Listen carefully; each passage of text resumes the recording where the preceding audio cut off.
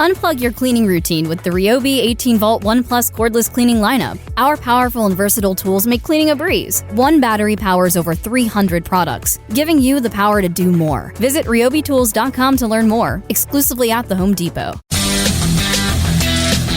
The warmer from the low. Welcome to lovely Las Vegas for Coast to Coast Hoops with myself, Craig Peterson, now part of the VSiN Family Podcast. We've got an excellent podcast for you. We're going to be joined in segment number 2 by Rob Donaldson. He does great work with the show/podcast, Rob's Best Bets Show, and he's going to be talking to me about what he's been noticing recently out there in college basketball, what has been leading to so many of these upsets, what has been working/not working for him in terms of betting on college basketball. We're also going to be taking a look at how to gauge some of these battles like we're going to be seeing on Wednesday with defense-oriented teams going up against offensive-oriented teams, how to take a look at spreads of 6 from a total perspective if you think that there's going to be late game filling, and obviously diving in on these Wednesday games. And then in the final segment, going to get you guys picks and analysis on every game on the betting board for this college basketball Wednesday, as we do at some bank shots. If you have a question, comment, segment idea, what have you for this podcast, you do have one of two ways we offer those in. First one is my Twitter/X timeline at @Jnet_D1. Keep in mind, letters CM. Name does not matter. As per usual, please do send these into the timeline.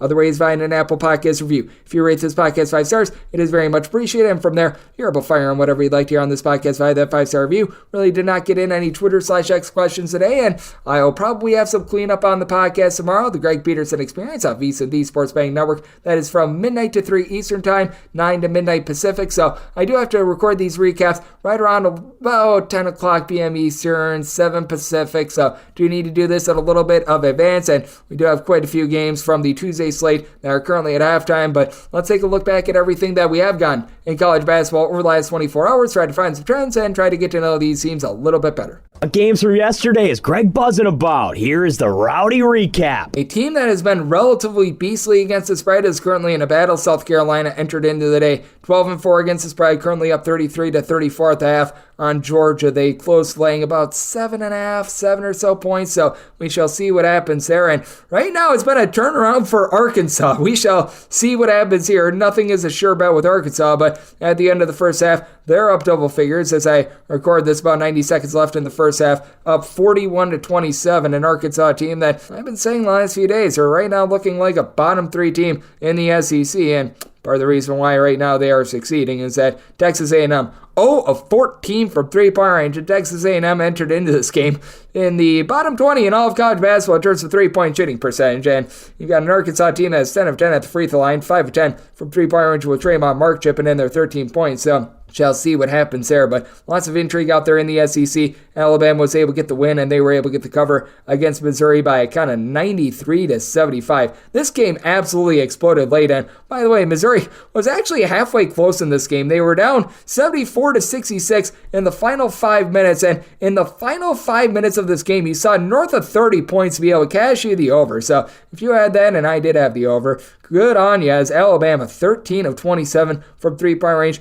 Aaron Action Escrado, Ryan Griffin, they were both able to give you 21 points. And for Missouri, they did have Nick Honor, Tamar Bates be able to combine for 37 points. Connor Vanover, he played 9 minutes in this game. Why they're not giving him more minutes, I have absolutely no idea. But right now it's looking like some dysfunction for Missouri. And right now it's just utter chaos for Florida. Florida, another non-cover for them. Tennessee is able to absolutely wax them by a count of 85-66. And for Florida, this has been one of your worst against the spread teams in all of college basketball. Missouri is now 4-12 against the spread. Florida is 6-10-1 against the spread, and Arkansas entered in the night 4-12 against the spread. So you got a lot of teams out there in the SEC that are not making you money. And for Tennessee, Dalton Connect, well, he was connecting from three-point range, 4 of 6 from distance, 39 points, an absolutely massive performance out of him. And for Florida, some utter sadness. My DK Network write-up, we got another winner, guys. We're now 13 games above 500. I had the over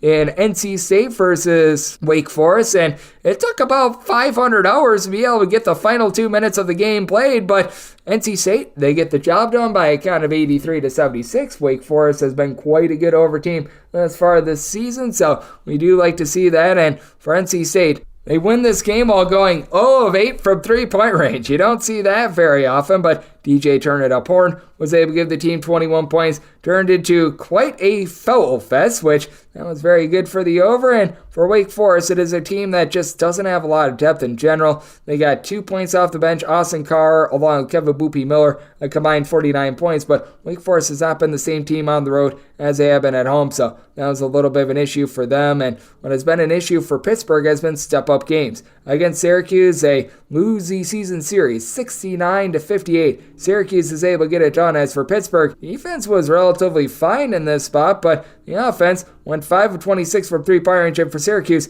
they go 10 of 17 from three. This was an outlier, but J.J. Starlin, Judah Mintz, they were able to combine for 31 points, about 12 rebounds between the two of them. As for Syracuse, they were able to do a very solid job in that regard, though they did lose the rebound battle by a count of 40-36, but also won the turnover battle. And for Pittsburgh, man, it has not been going so tremendously for them. For TCU, they've fallen overtime to Cincinnati by a count of 81-77, and anyone that had the under, I am talking about myself in this spot, that was relatively brutal. A push on a lot of closing numbers. You saw anywhere between 3.5 and 4. For our TCU bettors, this might have been a tough luck loser / a tough luck push, and for Cincinnati bettors as well, you might have gotten a push on this one as well. But Day Thomas was able to step up 21 big points for Cincinnati, and TCU goes 11 of 25 from three-point range, but lost this game by losing the turnover battle 19-15, and also went 6 of 12 at the free throw line, though Cincinnati in their own right, they went just 11 of 21 at the charity stripe as well. So very fascinating game out there. And then we always get a lot of action on these Tuesdays as well. And Kent State has been one of your best over teams in all of college basketball. They played yet another over. They were able to get the job done against Northern Illinois by a count of 83-76. They were laying about 4.5 points in this spot as well. So they were able to get there with that regard. And the MAC has been full of a lot of teams going over the total quite a bit, with Kent State right now being the headliners, 10 overs and 4 unders for them. But for Northern Illinois, you did have Xavier Amos be able to go off for 20 points in this game. But for Kent State, 11 of 23 from 3, and they win this game despite allowing Northern Illinois to go 13 of 23 from distance. Miami of Ohio is now 9-5 to the over. You had Bowling Green be able to take them down 78-73, and don't sleep on this Bowling Green team. This was a pick'em game with a total of 144.5, so you got an over, and Bowling Green has been starting to really play some overs, but Marcus Hill, he was able to chip in there 23 big points, so that was a tremendous win. What else was tremendous was the Duquesne versus Richmond game. The Itsy Bitsy Spiders of Richmond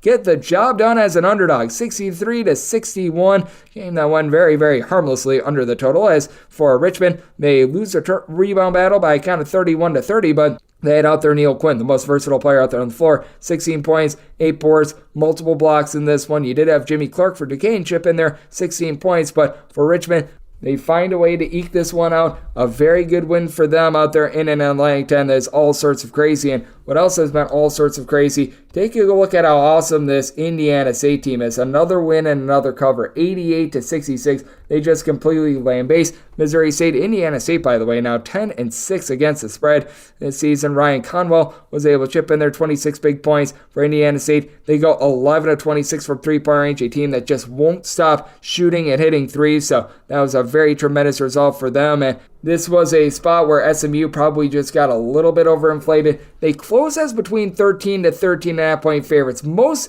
had a closing line of 13, so this will probably go as a push for a lot of people. SMU gets the job done by a count of 77-64 against Temple. We give our ode to Lane Kiffin. Go Owls. And for SMU, they entered in the day 10-5 against the spread. Meanwhile, Temple, they have really been having a rough time of being able to cover any numbers whatsoever, which is why we have seen these things get so out of sorts with them. They entered in the night 6-9-1 against the spread, and for Temple, they went just 7 of 28 from three-point range. Lane Kiffin would not be proud, so go Owls there, but that was a little bit of a brutal one there. But that said, for SMU, just continuing to do a tremendous job defensively, top 20 team in the country in terms of points allowed on a per possession basis. And if you were a Temple backer in this one, they were down 2 points with about 7 minutes remaining. As a matter of fact, it was tied with 7.5 minutes remaining, and they managed to lose this game by 13 points. So should be feeling a little bit salty there. And then we did see Purdue be able to get it done against Indiana, 87-66 on the road. Just when it looked like Indiana was starting to find a little bit of something at home, it comes just completely crashing down. And this Purdue team, unlike last year where They had a lot of non-covers in conference play. They've been looking much more dominant in conference play. They are now 10-6-2 against the spread thus far this season. Meanwhile, for Indiana, they are currently below 500 against the spread. For Indiana, they were making a nice charge towards the beginning part of the second half, but just too much Zach Edey. 33 points, 14 rebounds for Indiana. They do go 8 of 24 from three-point range, but they lose the turnover battle, they lose the rebound battle, and on top of that, Fletcher Lawyer along with Lance Jones were able to combine for 36 big points for this Purdue team outside of Zach Edey. You just have a lot of different options they're able to come through, and coming through as well was Xavier. The X-Men, they take down Butler by a count of 85-71, and this was a game where Xavier controlled from the outset, and then things got really hairy. In the middle of the second half, things got tied up by a count of 60-60, and as a matter of fact, Butler took a little bit of a lead with 11 minutes remaining, but he scored 11 points in the final 11 minutes of the game. As for Xavier, they were able to go 10 of 21 from three-point range. For Butler, the well just ran dry for them late, and they lost the rebound battle by a count of 43-35, so that was relatively brutal for them. And currently, as I'm doing this, it looks like Air Force is going to get a quality cover. They were catching double figures against Colorado State, currently 36-31 with 14 minutes remaining in the second half, and it's looking like Kansas is going to be able to exert their will, currently up by a count of 48-33 on Oklahoma State. That is a game that is at halftime. Also need to point this out as well. This is a game that is not final, but it might as well be final. Rick Pitino is not on the sidelines for St. John's. We really didn't see a lot of line movement on this one. St. John's was about a 1-point favorite. This game closed right around a pick'em. As I do this, Seton Hall up 57-31 on St. John's. This has been a just complete and utter demolishing for a St. John's team that looked like they were starting to find their footing just a little bit. So if you're looking at college basketball right now, we have been seeing quite a few favorites being able to cash over the last 7 days. As a matter of fact, with games pending for Tuesday, favorites sitting at a 53.2% clip over the last 7 days. 167, 147, and 3 against the spread. Meanwhile, overs and unders are relatively 50-50. 156 overs to 158 unders. If you look at the entirety of the college basketball season, though, still has been overwhelming. 1,421 overs to 1,356 unders. 51.2% hit rate to the over. Home underdogs overall this season, not as hot as they typically are. 347, 345, and 13 against the spread. Meanwhile, overall favorites are hitting at 51%. 1,409, 1,352, and 45 against the spread. So that's what we're seeing right now in college basketball, and that's what we all got on Tuesday. I have a little bit of cleanup for tomorrow, since the Greg Peterson Experience is on VSiN, the Esports Betting Network. But coming up next, we're going to be taking a look at Wednesday's slate with Rob Donaldson. We're going to be getting some of the picks that he likes, just some of the angles that he's taking a look at in general in terms of a lot of these favorites on the road following these ranked teams, and how we can actually utilize the rankings to be able to find ourselves a little bit of money, but not necessarily utilizing them for our handicapping. That's up next right here on Coast to Coast Hoops with myself, Greg Peters, and now a part of the VSiN Family Podcast.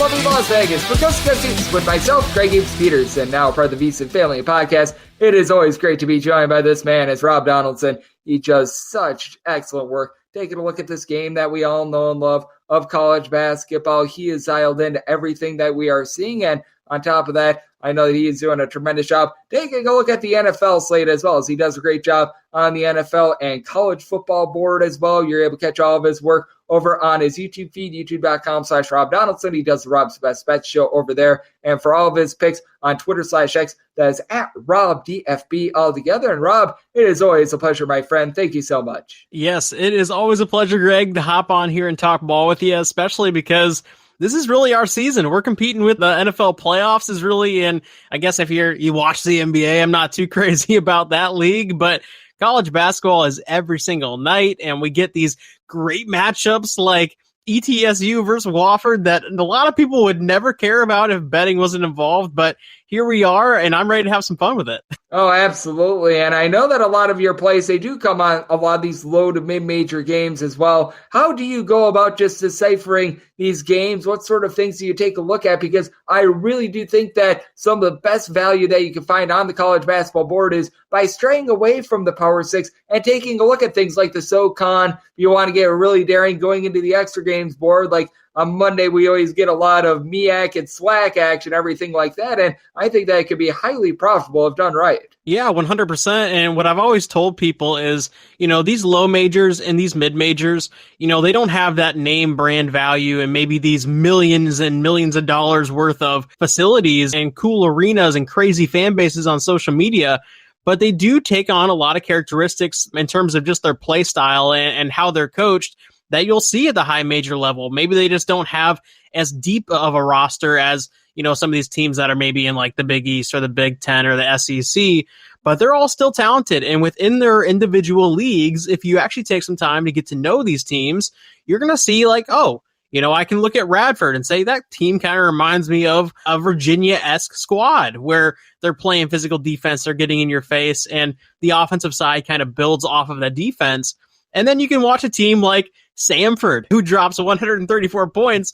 And as an Iowa fan, that immediately sticks a coin with me and say, they play a lot like Iowa in terms of how they score, where the output comes from. And so if you actually care about, diving into these teams, there's a ton of value going away from the mainstream, and it's enjoyable to watch and just become more knowledgeable about. Yeah, it is a lot of fun, and I do think that there is so much good value to be had on some of these lesser games. It's always where people aren't looking at it. As I always say, money is money. It does not matter if you're betting on the Super Bowl, if you're betting on Duke versus North Carolina, or if you're taking a look at North Carolina A&T versus Hampton. If you're able to cash a ticket, you're able to cash a ticket. Granted, your limits in Hampton versus North Carolina A&T for the very, very big rollers might be a little bit lower, but that said, to cash a ticket whenever humanly possible. And Rob, what have you made out of the landscape of college basketball over the past week or two? Because I just have been really floored by the amount of upsets that we've had. I can't say that I'm like super stunned because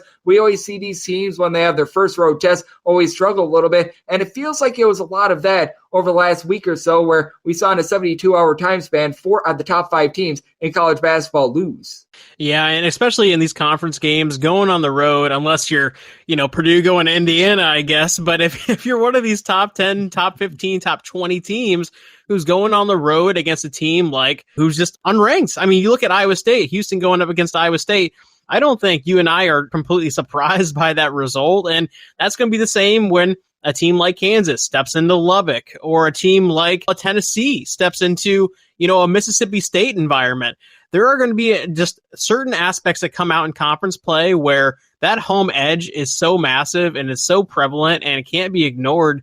And it happens every single year because a lot of these games really, truly do come down to a couple of possessions. And if the possessions break the right way in favor of the home team that has the crowd behind them and maybe doesn't get necessarily nervous because of experience or what have you, there's a lot of value in backing those teams and fading the perception of these ranked numbers next to these programs. Yep, absolutely. And I do think that there's so much value in just being able to take a look at these teams at home when it comes to conference play. And I want to get your thoughts on this because, as we know, bookmakers, they do not look at the polls whatsoever. And I do think that there's one way to be able to take a look at these polls and to be able to find a little bit of value. And that's finding a team where maybe they're a little bit of an upstart and now they're coming into the top 25. Like I thought James Madison a few weeks ago was a very good example. They're very happy being like, oh, we're ranked here. Or maybe you get like some upstart, like if Clemson cracks the top 10 or something like that, they're happy that they're in the top 10 and then promptly fading these teams.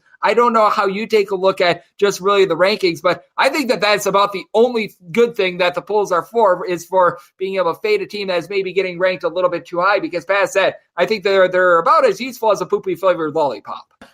Well said, Greg. That's really well said, and 100% agree with you. I mean, you look at a team like, for example, Ole Miss, who is potentially having the highest their stock has ever been in the past 10 years or so.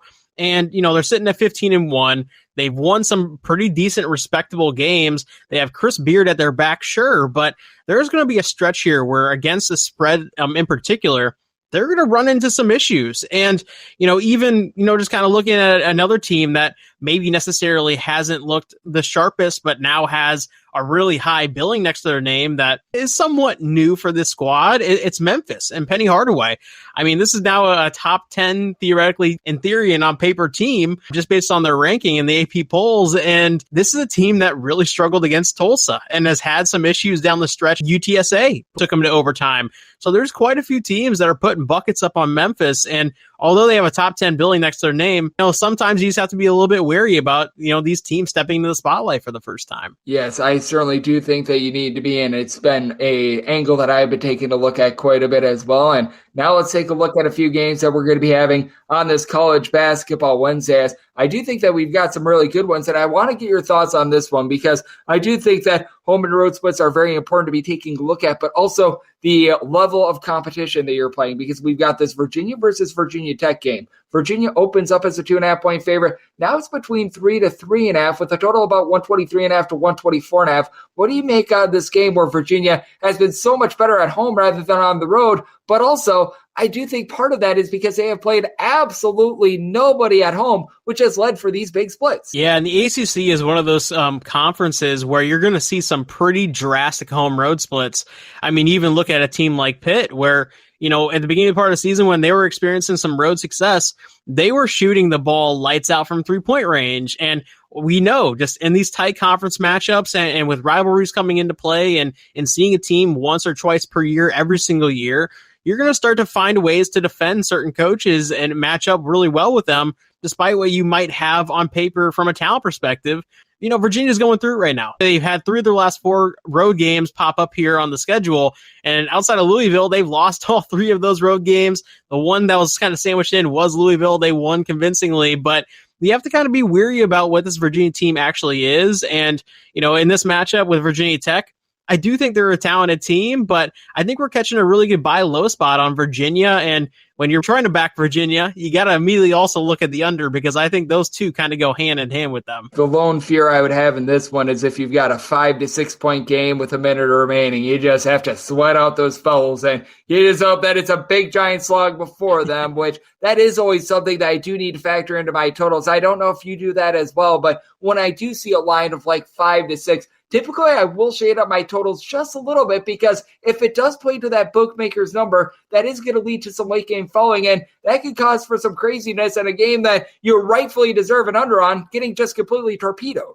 Oh, yeah. The late game fouling, especially in tight games and rivalry matchups where you have a lot of emotion, you're going to have teams fouling when they're down 9 with 1:30 left on the clock. And then it just turns into every single possession is racking up buckets. So I definitely see you on that front. I think this is a game where I think Virginia could get up and just absolutely run away with it. And when you're talking about a 15 to 18 point game, obviously there's going to be some ball control going on. There's going to be less free throws and less intentional fouling. And that's how I kind of see this game playing out in terms of a flow. Yep. If you get a double digits point differential with about a minute or so remaining, then you don't have to worry about the late game fouls. It's when you get into, as I always like to call it, the 6 to 8 range. That's when the fouling just gets absolutely ridiculous. And what else has been absolutely ridiculous has been taking a look at West Virginia and the sink that they've had this far this season, but they're coming off of a nice win against Texas, but now they have to hit the road. They have to face off against an Oklahoma team that you have to imagine they are not too happy about how the weekend went with them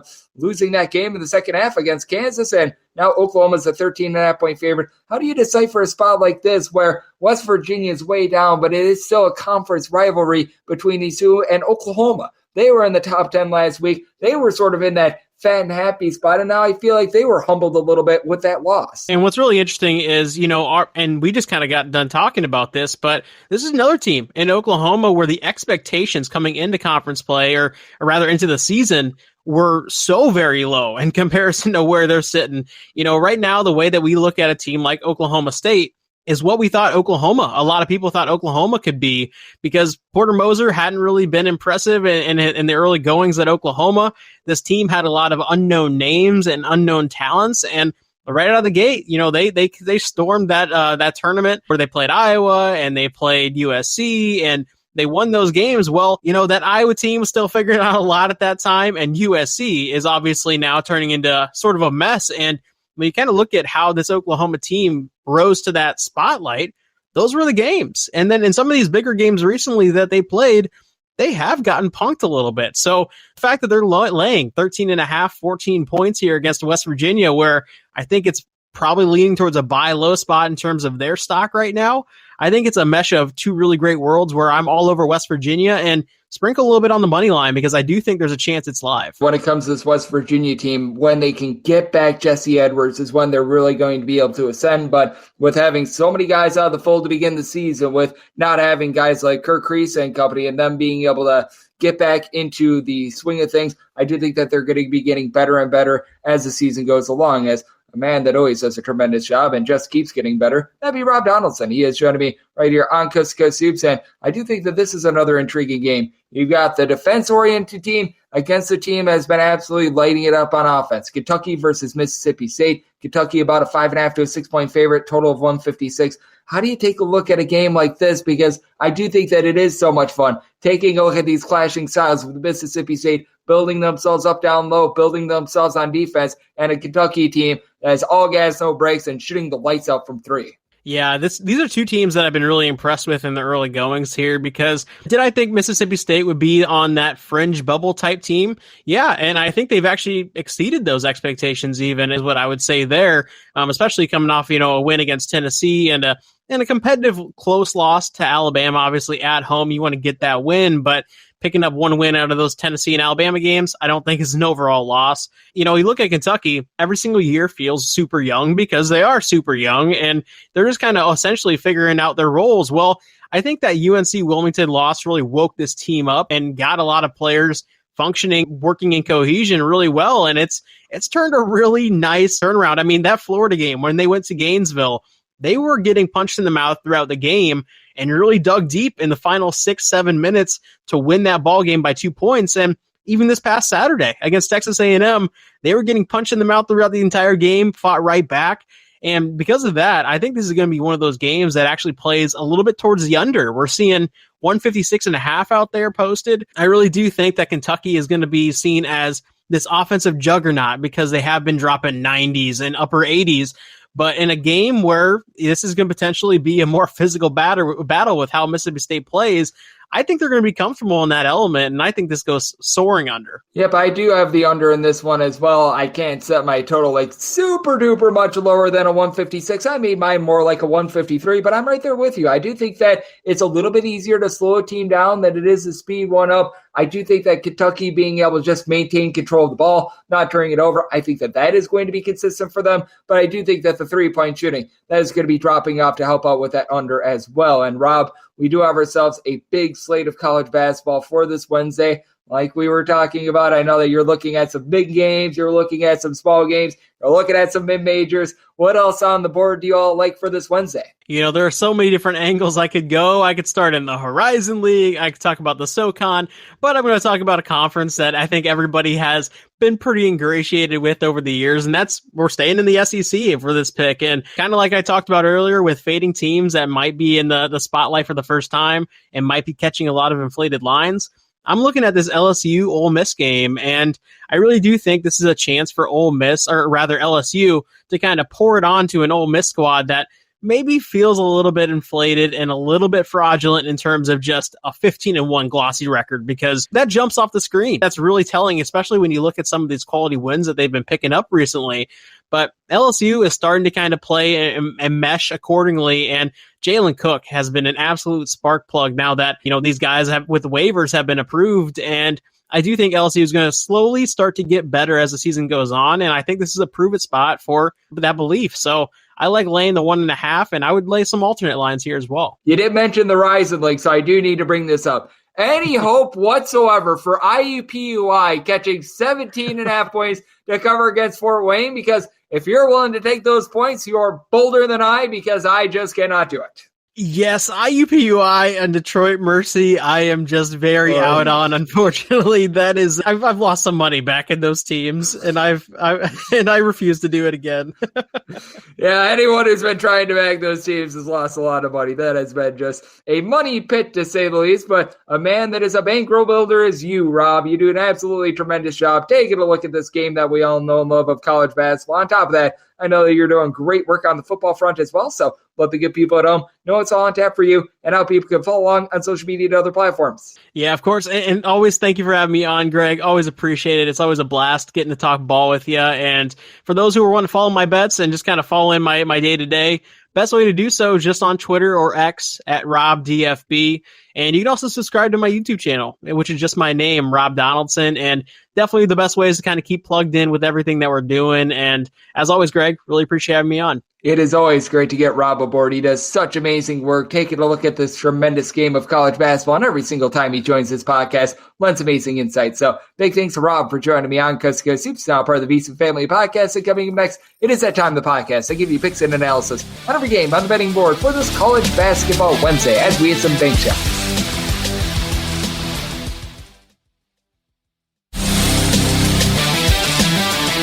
And we're back here in lovely Las Vegas for Coast to Coast Hoops with myself, Greg Peterson, now part of the VSiN Family Podcast. It is always great to get Rob Donaldson aboard. He does great work with his show/podcast, Rob's Best Bets. Every single time he joins this podcast, I feel like we get just a little bit smarter about this great game of college basketball. Does a great job over on his YouTube feed, youtube.com/Rob Donaldson. Highly encourage you guys to check him out. Big thanks to Rob for joining me in the last segment. Now it is that time of the podcast. I give you picks and analysis on every game on the betting board for this College Basketball Wednesday as we hit some bank shots. Most financial establishments close at a certain time, but not here. It is time for a side and total on every game on today's betting board bank shots.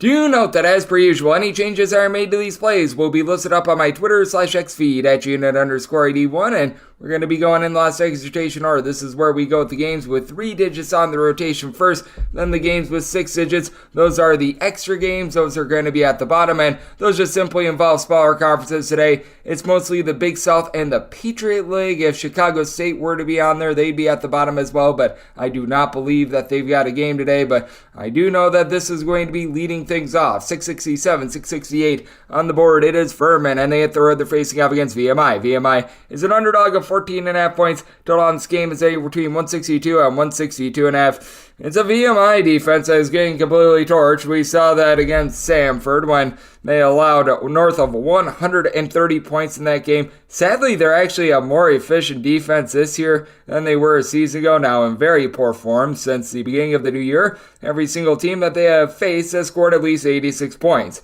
That is not too terrific. They're going up against a Furman team that they just seem out of sorts as well. This is a bunch that has been held below 70 in 2 out of their first 4 games in conference playing for Furman. Even though they play fast, it's not like they're necessarily an efficient offense. Part of the reason is that they, for one, lost a lot from the NCAA tournament team from a season ago, but 2, they've also been dealing with the injury to Marcus Foster. Foster has been out since early December. Team's top scorer being able to log about 19.5 points per contest. That's been a big issue, and ever since he has been out of the fold, this has been an offense that has been going straight down the toilet bowl. In terms of points scored on a per possession basis, about 106 in the country, and they do have their struggles on the road, scoring 13 points fewer in a road/neutral court environment rather than at home. And for VMI, even though they play relatively fast, they're about 345th in the country in terms of points scored on a per possession basis. The north of 90 points that they got against Samford was an aberration, in my opinion. They go up against a Furman team that's shooting 30.5% from 3. So even though you do get possessions, and even though this VMI team comes in terrible form with regards to their defense, I'm going to be taking a look at the under. I did set my total at a 161.5. For VMI, I do think that they're going to do an okay job of being able to hold in this game, as they've got a little bit in terms of backcourt, as you've been able to get right around about 3 assists, 15 points per game out of Brendan Watkins. On top of that, down low, you're able to get nearly 10.5 rebounds per game out of Tyshawn Jackson, who's got some versatility, shooting 36% from 3-point range, and as a whole, it is a VMI team that does shoot 35% from 3, where they really just destroy themselves as a turnover. 17 per contest. They are a bottom 5 team in all of college basketball in terms of turnovers on a per possession basis. That's where Furman is much better. JP Peaks, he's able to give you about 2 turnovers to about 5.3 assists per contest. Was dealing with a little bit of an injury, has been able to come back in the fold, and has been able to help out a Furman team that really doesn't have a lot down low themselves, as right now their leader in rebounds is Tyrese Hughie. He's been able to give you about 5.1 rebounds per game, so I do think that there's going to be plenty of second chances in this game, because I just don't think that either of these teams are going to be doing a very good job of being able to hit the glass, especially VMI, because even though they've got a double-figure rebounder in Jackson in the fold. In terms of overall rebound rate, this is a VMI team that's clocking in just 209th in all of college basketball for Furman. They've been doing a okay job on the glass, about 102nd, but they do give up a lot on the defensive side of things. Really, both of these teams do. I think that it's going to be a sloppy game involving a lot of turnovers, as for Furman, they haven't gotten a lot of facilitation out of Carter Witt, who came over from Wake Forest. He's been able to supply the team with about 10 points, shoots only about 24% from three-point range. So I do think that even though these teams are doing a very poor job with their defense, I just don't think that the offense provides quite enough here for and over. And I do think that VMI going to give a better effort than they did in their previous affair. Set my line at 13.5. So here at the 14.5, taking a look at the points with VMI. Set my total 161.5. So also diving under 669, 670 on the betting board. Appalachian St plays those to Georgia State, and Georgia State does find themselves as road underdogs of 9.5 points. 141 to 141.5 is your total. And did set my line at 10. I'm going to be willing to lay with Appalachian State. Don't want to go anything beyond the 9.5, but I'm willing to go to the 9.5. This Appalachian State team has really been batting down the hatches with regards to their defense. They played an overtime game against South Alabama, which things got out of sorts. So if you look at regulation and regulation only, this is a squad that they come in having given up fewer than 70 points in each of their last 6 games, have not gone to overtime. Meanwhile, it's a Georgia State team that, to the credit of themselves, they've been able to bump up their offense. 77 plus points in 4 of their last 5 games. They've gotten to at least 73 points in now each of their last 6 games. And it's a Georgia State team that all of a sudden has been quite efficient with their offense. Only about 10.3 turnovers per game. DeJuan Odom has been able to give you about 12 points, 5.5 boards, 4.5 assists per game. Now, they aren't necessarily the world's greatest team on the glass, but they do have one guy in Jaden Turner down for what? He comes over from Queens NC. He's been able to do a good job of being able to fortify things down low with about 9 rebounds per game. Now, their rebound rate in a roadside court environment isn't quite what it is at home, but now they're a top 125 team in all of college basketball with this regard. I just think that they're going to meet their match against an Appalachian State team that has been able to do a really good job on the boards themselves. A top 105 team with regards to rebound rate, with it all being headlined by Trayvon Spillers. 13 points, 8 boards, guy that really makes his home down low with a block and a half per game, and he pairs well with Justin Abson, who's been able to do an absolutely incredible job with regards to his shot blocking, 2.7 blocks, 7.5 points, about 7 rebounds per game. It is an Appalachian State team that doesn't shoot it well from three-point range. They only shoot about 30.5% from three, but Donovan Gregory, great name, does it all. He's able to shoot about 38.5% from three, 13 points, 4.5 boards, 3 assists, just an absolute stat sheet stuffer for this team. And when it comes to this Georgia State team, certainly you do have some nice ancillary scores. Lucas Taylor has been able to lead the way with 14.5 points per game. Leslie Nkirium has been able to come in. He's been able to give the team right around 8.5 points, 5.5 rebounds per game. But I do fear that Georgia State just not going to be able to do enough defensively in this spot, as the offense, it has been able to bump up. They're outside the top 225 now in terms of points allowed on a per possession basis, and they have to go up against an Appalachian State team that's going to be one of the toughest defenses that they face all season long. This Appalachian State team just getting after teams,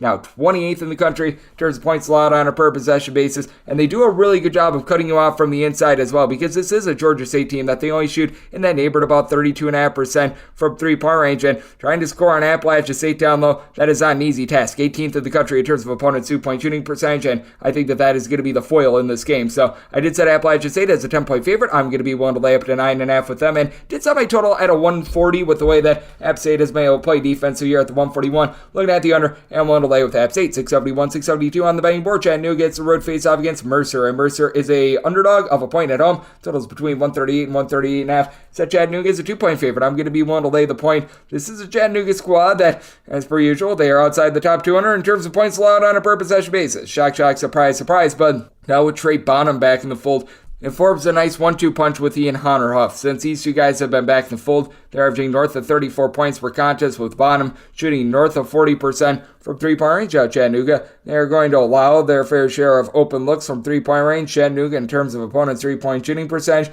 they're clocking in 265th in all of college basketball. But when they face off against a Mercer team that really can't shoot it from three-point range, that does get mitigated just a little bit. And Mercer, they themselves have been allowing quite a few open looks from three-point range. 274th in all of college basketball with regards to opponents' three-point shooting percentage. For Mercer, Jalen McCreary has been able to do a tremendous job, giving this team quite a bit down low, 15 points, 5 boards. I do like his overall game, but I also do think that the double-double machine of Chattanooga is going to be able to take over this game as well, as he's been able to get right around 10 rebounds, 15.5 points per game out of Sam Alexis. Really like what he's able to bring to the table going up against a Mercer team that, outside of McCreary, you've got a lot of guys that do contribute 4.5 rebounds per game. They're not the worst team with regards to rebound rate, but they also shoot 64.5% the free throw line. This team does a good job of not beating themselves with about 11.5 turnovers per game, and they do have a few guys that have been able to shoot at a little bit better from three-point range. Robbie Carmody, Jake Davis, both of these guys are shooting about 39.5% from three, both between 9 to 9.5 points per contest, but you've got a lot of it just feels like misfit parts outside of McCreary. You don't have a single guy that gives you north of 10 points per game, and this is a Chattanooga team that I really have been impressed by their offense ever since you have seen Trey Bonham get back in the fold. In terms of points scored on a per possession basis,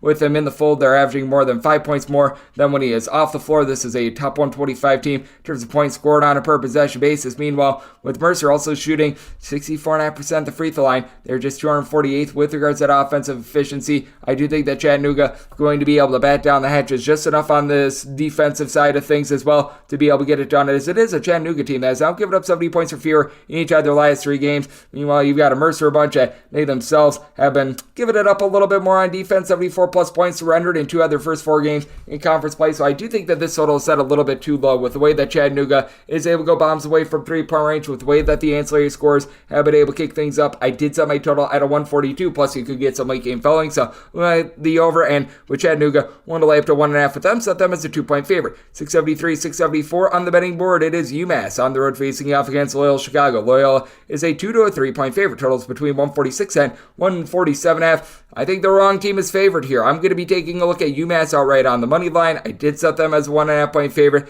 This UMass team does such a good job of being able to generate second chances. A top 40 team in the country with regards to percentage of missed shots that do result in an offensive rebound. Now, if you do have a little bit of a bugaboo with this UMass team, they don't shoot it well at the free throw line. That could come back to bite them. They shoot sub 70% at the free throw line, but they go up against the Loyola Chicago team that, honestly, if you look at the raw metrics, they're a top 40 team with regards to rebound rate. They don't have a single guy in the roster that gives you north of 5 rebounds per game. Meanwhile, for this UMass squad, they should be able to win that battle down low. You've got Matt Cross. You've also got Josh Cohen, who have been able to combine for 15 rebounds per game. And with Matt Cross, he's able to do a nice job shooting it from 3. Josh Cohen has been able to shoot right in that neighborhood of about 40% from 3-point range as well. So these guys have been absolutely remarkable with that regard. You get Rashul Diggins being able to give you double figures, and it's a Loyola Chicago team that has had their turnover issues over the last few years. Now, credit where credit is due. They've been able to do a better job of being able to knock that number down a little bit, but it's still at 13.5 turnovers per game. Philip Olsen does give you 14 points per contest for the Loyola Chicago team that legitimately is a top 40 team in terms of points allowed on a per possession basis.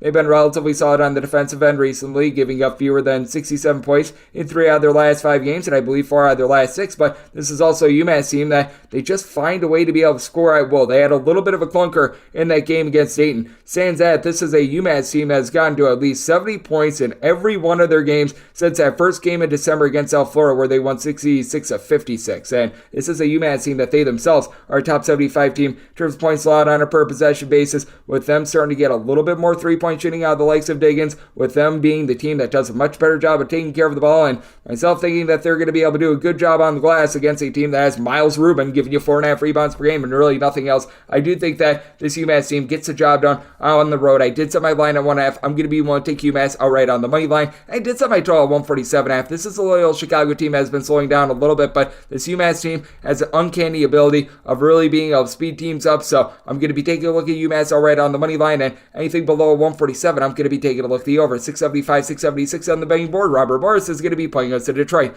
and Detroit does find themselves as a underdog of anywhere between 8.5 to 9 points here. Total on this game, it is 142.5, and I did set my line at 11. I am going to be willing to lay it with Robert Morris. This is a Detroit team that has some good news. We have not been able to see a whole lot of that this season, but they now have back in the fold their top scorer in Jaden Stone, who's been able to give you north of 17 points per game. Bad news is he's not shooting the way that he did from 3-point range a season ago. Last season, this guy was shooting well north of 48% from 3-point range. As a matter of fact, just about 50% from 3-point range. because he's had to take on more of a volume role. That's down to about 34% from three, which is a whole heck of a lot better than the rest of his teammates. As a team, Detroit, they are shooting 25.7% from three-point range, and among players with north of 1.5 points per game is the only one that shoots better than 30.7% from three-point range. It has been just absolutely ghastly for this team. You do have Marcus Tankersley. He's been able to give this Detroit team right around about 14 points per contest to be able to do a relatively solid job there, but aside from Eduardo Del Cadillo, has been able to give you 6 rebounds per game. Other than Stone, there's nobody else on the roster that gives you north of 4.2 rebounds per game. It's a Detroit team that's in the bottom 50 nationally in terms of both points scored and points allowed on a per possession basis. And then for Robert Morris, you've got Marquise Hastings, who's been able to do a little bit of everything for this team, shooting 40% from three-point range, 14.5 points, 8 boards. Now, the big bugaboo for this Robert Morris team has been their turnovers. They have been turning the ball over right around about 14.5 times per contest, but you do have Josh Corbin. He's been able to shoot about 36.5% from the outside. You've been able to get some rebounding out of Stephon Walker as well. This is a Robert Morris team that's not necessarily going to be lighting the world on fire in terms of their rebound rate, but in this sort of a scenario when going up against a Detroit team that legitimately is 330th in the country with regards to overall rebound rate, ranking about 185th, that should be able to play in this game. This is also a Robert Morris team that's only shooting about 33.5% from three-point range, but it's been ascending as the season has been going along. So I do think that there's a little bit of upside there. It is a Robert Morris team that certainly was slow getting out of the gates themselves, but the offense has been able to pick it up. At least 75 points so far in their last 5 games. They're getting torched on defense. They've given up at least 75 in 4 of their last 5 games as well, but this is a Detroit team that's just not right now showing a pulse. 61 points or fewer in 4 of their last 5 games. I think that is going to be a big giant issue for them, and I do think that this is our Robert Morris team that continues the demise of a Detroit team that, other than Jaden Stone, they don't have a lot going well for them. I did set my line at 11. I'm going to be willing to lay the number with Robert Morris, and when it comes to total, did set mine at a 137 just because Detroit, bottom 50 team in all of college basketball in terms of total possessions per game. We have seen them get held to below 60 points against the likes of IUPUI. I just don't think they do their part with this total. So looking under, and I'm going to be willing to lay the number with Robert Morris. 677, 678 on the betting board. Rutgers is going to be playing against Nebraska. Nebraska does find themselves as underdogs of anywhere between 2 to 2.5 points. Totals anywhere between 139.5 and 141.5. When it comes to Nebraska, I did set them as an underdog of 2.5 points. Here at the 2, I'm going to be willing to lay the number with Rutgers. Rutgers is always such a different team at the Rec. It's one of the best home court environments that you're going to find in all of college basketball. And for Rutgers, this has been a team that all season long has been able to do a relatively solid job on defense. On the road / in a neutral court environment, it's fine, but it really hits Mach Turbo when it's at home. How about giving up 27.1 points fewer per 100 possessions at home rather than in a road / neutral court environment? If you combine their home numbers and their road numbers, it is a Rutgers team that is in the top 10 nationally with regards to their rebound rate. A big reason why Cliff Omoruyi and what he's able to do. Cliff Omoruyi has been a nice eraser, being able to give this team right around about 9 boards, 3.5 plus blocks per contest with about 10 points per game. So that is absolutely massive for a Rutgers team that, well, they're really not winning the battle on the perimeter. Defensively, they're able to do a good job of being able to lock you down. Rutgers, they allow opponents to shoot 29.2% from three-point range at home, but they also shoot right in that neighborhood about 29.2% from three-point range. Muat Mogg coming into the fold, shooting about 33% from the outside, 11 points, 5 rebounds per game. That's been pretty solid for the team. And then you do have Andre Hyde, who's been able to give you 12 points, 5.5 boards, shooting about 35.5% from three-point range. But it has been a Rutgers team that has not really gotten a lot out of the backcourt. So I do think that Nebraska is going to be able to do a better job than most of hanging in there at the rack. You've got Casey Shomanaga, who's been able to give you 14.5 points per contest. Now, he really doesn't do anything other than score. But boy, does he do a relatively solid job of being able to score, shooting about 36.5% from three-point range. In Nebraska, in a road / neutral court environment, has been able to do a pretty supreme job with their defense. They are a team that allows opponents to shoot about 32.3% from three-point range, so they do a nice job of being able to guard the arc. Couple that with the fact that in terms of points allowed on a per possession basis, if you just look at the road / neutral court environment numbers,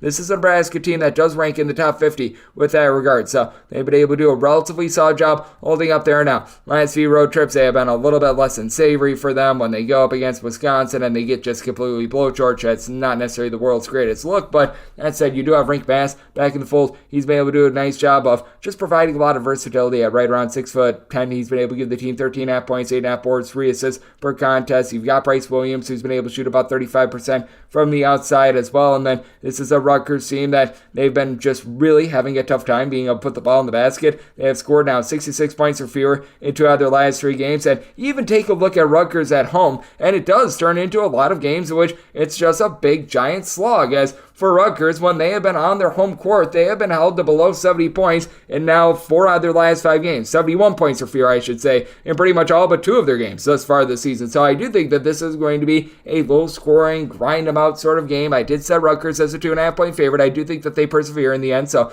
willing to lay the small number, but semi-total 136.5. I'm diving in on the under, and I'm willing to lay up to 2 with Rutgers, 679, 680. On the betting board, it is North Texas. They hit the road. They're facing off against East Carolina. East Carolina does find themselves as underdogs of anywhere between 4.5 to 5 points at home. So on this game is anywhere between 125 and 125.5, and I do think that North Texas should be the favorite. I could only set this line at 3, though, so I'm going to be willing to take a look at the points. It is a North Texas team that, once again, is in the bottom 40 in all of college basketball in terms of total possessions per game, and once again, this team has really been able to do an amazing job locking teams down on the defensive side of things, but is also now going up against the East Carolina team that feels right at home, playing a little bit of a slower, grimier game, as East Carolina, they rank well outside the top 250 in terms of total possessions per game, and East Carolina has a trio of guys, each of their top 3 scorers, all giving at least 5.5 rebounds per game. RJ Felton has been able to do an absolutely tremendous job of something the stat sheet for this team. 16.5 points, 6.5 boards. He's able to shoot about 35% from 3-point range, 14 plus points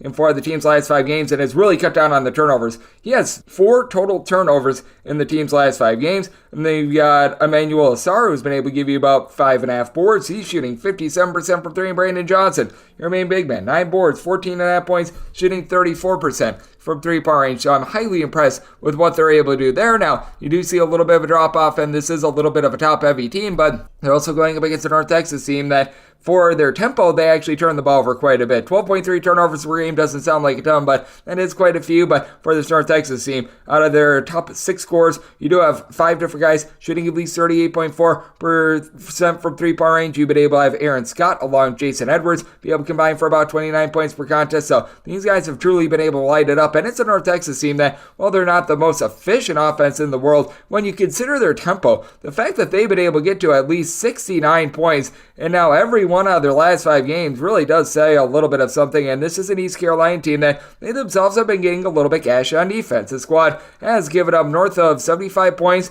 in now 3 out of their last 5 games. They have allowed, out of their last 7 opponents, 5 of them to get to at least 68. So I do think that this is going to be an interesting spot for them. But we have noticed that this East Carolina team, as the season has went along, they've been able to get better and better at being able to hold opponents to one-and-done possessions. I do think that for this North Texas team, they've got a few holes as well, and this is a spot where I did set my total right here at a 125. I was seeing a few 124.5s a little bit before. I'm seeing a straight 125.5, and personally, between a 124.5 to a 125.5, I'd rather take the 124.5 over, just because I do think that there's a good chance that you're going to see some late game fouling in this one. And with East Carolina, with the way that they've been able to do a better job of being able to get some 3-point shooting going, the way that they've been able to take care of the ball with fewer than 11 turnovers per game, Bobby Pettiford giving you 3.5 assists to 1.1 turnovers per game as a top 200 transfer coming in from Kansas. I do think that East Carolina going to be able to hold in there on their home floor. So at a 124.5 or less, looking at the over, and I'm going to take the points with East Carolina to set them as a 3-point underdog. 681, 682 on the betting board. Youngstown St, it's a road face-off against Oakland, and Oakland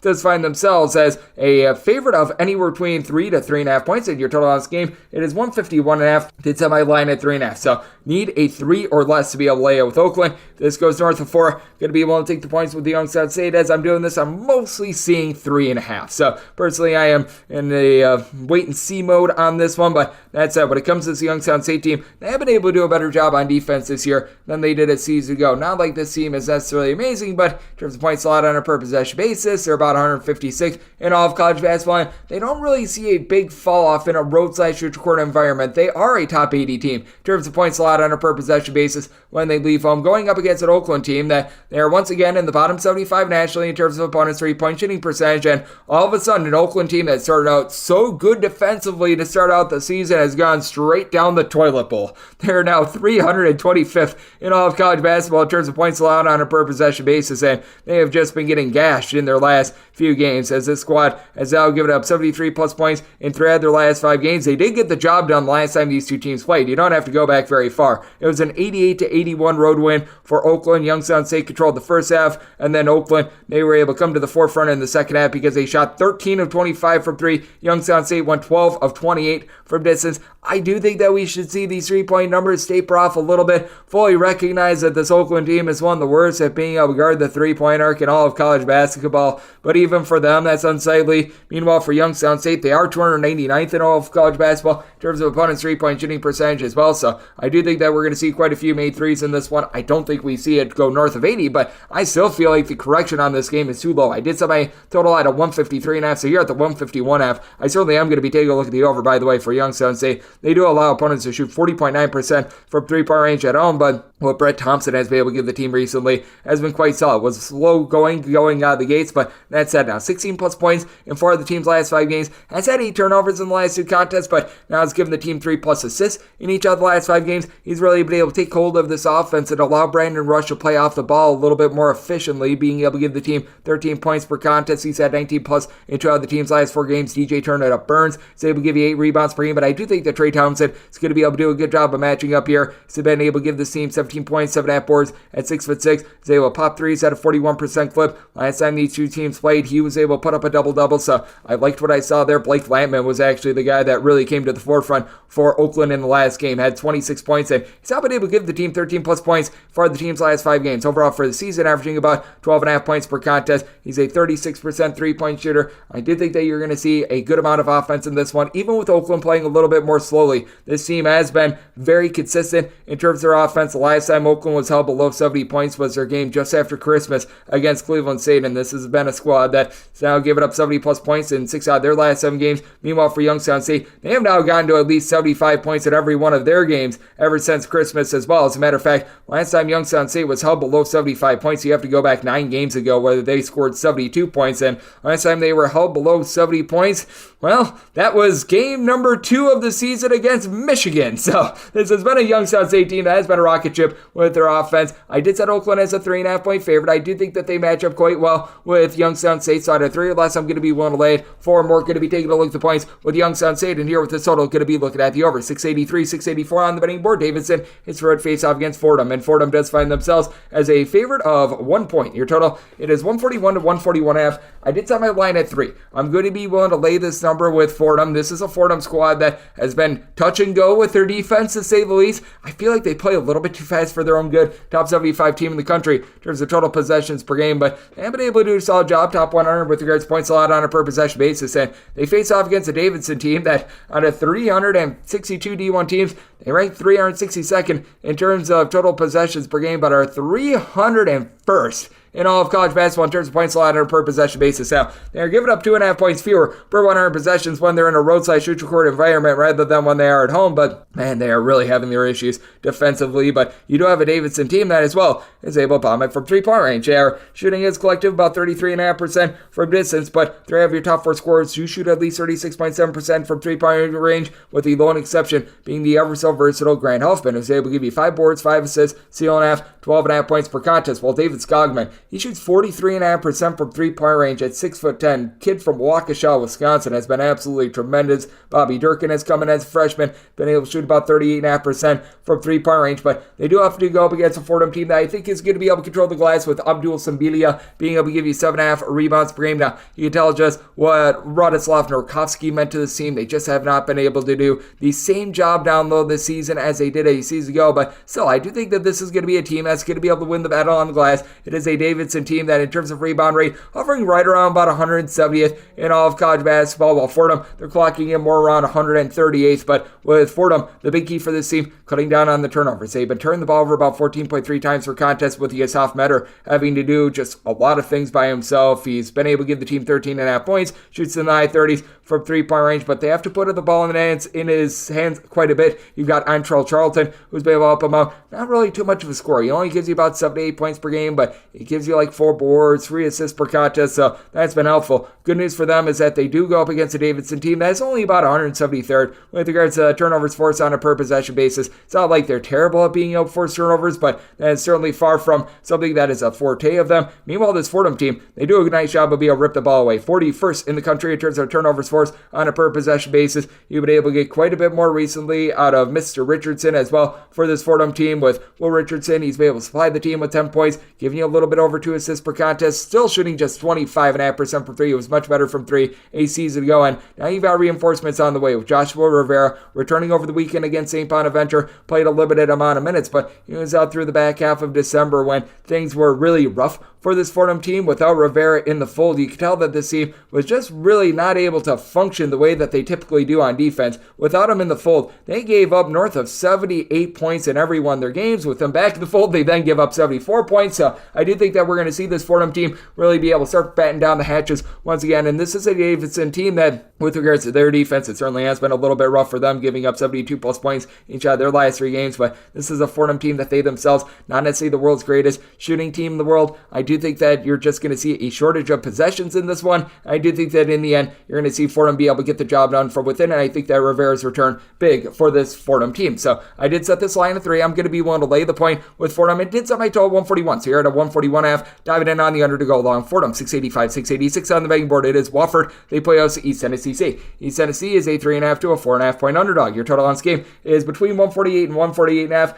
with East Tennessee State. So that was just a 3-point underdog. I'm going to be willing to take the points with Wofford. The defense has been able to improve as the season went along. Through the first month and a half of the season, this was a bottom 10 defense in all of college basketball, and it still has its issues. Overall for the season, 290th in the country in terms of points allowed on a per possession basis, and very interestingly for Wofford, they are actually giving up 6 more points per 100 possessions at home rather than in a roadside-shoot-to-guard environment, so that's been a little bit less than bueno, but you do have a East Tennessee squad that they are a inconsistent team with regards to their offense, but they are a team that has been able to give you some relatively good fight on the defensive side of things, about 180th in all of college basketball in terms of points allowed on a per possession basis. And for East Tennessee, I do think that they're going to be able to match up relatively well down low against Kyler Fiowich, who's been one of the better rebounders out there in the SoCon, being able to supply the team with about 9.5 rebounds north of a block per contest, and that has been a big reason why this Wofford team has been able to improve a little bit more on defense. They're now a team that ranks 115th in all of college basketball with regards to rebound rate, but ETSU does have a bunch of guys that they do a relatively solid job on the glass, despite the fact that they're just 230th in all of college basketball. You do have Karen Boyd, who's able to give you 7.5 rebounds per game. Jalen Parker, who comes in from North Florida, he's able to give the team 1.8 blocks, 6 rebounds per game, and then Jaden Seymour has all sorts of versatility. 6.5 boards, 15 points, shooting 36% from 3-point range for an ETSU team that they only shoot 29% from 3-point range. That's a little bit of an issue, but I do think that they should see a little bit of an upswing going up against the Wofford team that has certainly given it up from 3-point range. For 319th in all of college basketball with regards to opponents' 3-point shooting percentage, and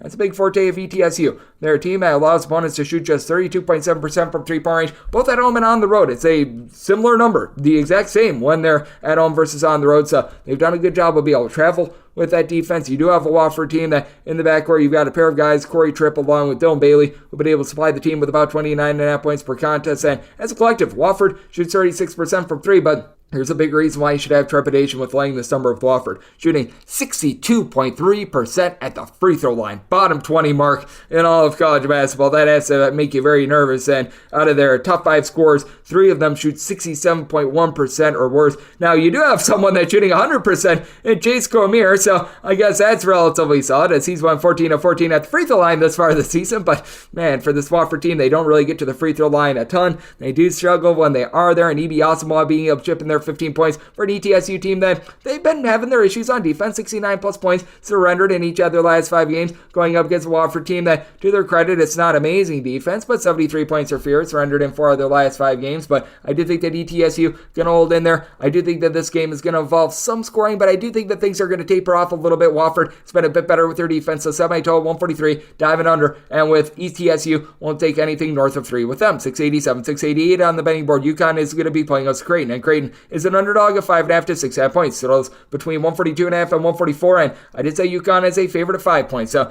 getting 5.5 to 6, I'm going to be willing to take the points with Creighton. It is a Creighton offense that certainly has been falling on some tough times. If you take a look at the overall efficiency of the team in terms of points scored on a per possession basis, it is still a Creighton team that ranks in the top 25 nationally. But if you just look at their overall outputs that they've been having, it's been a little bit more rough, failing to get to the 70-point plateau in 4 out of their last 6 games. Meanwhile, it's a UConn team that they have been certainly having a few doldrums with regards to their defense without having in the fold Donovan Clingan, 75-plus points surrendered in 2 out of their last 3 games. Not really going to count the DePaul game because, well, when you go up against DePaul, you should dominate them with or without Donovan Clingan. But that said, for UConn, where their forte has actually been, it's been on the offensive side of things. For UConn, you've got Cam Spencer, Alex Karaban, Tristan Newton, all giving you between 14.8 and 15.6 points per contest, about 45 points between this trio, with Newton, Spencer, and Karaban all being able to combine for as well about 14 to 15 rebounds per game. Newton is able to give you 6 assists. Spencer shoots 47% from 3-point range. This has been an absolutely tremendous trio, and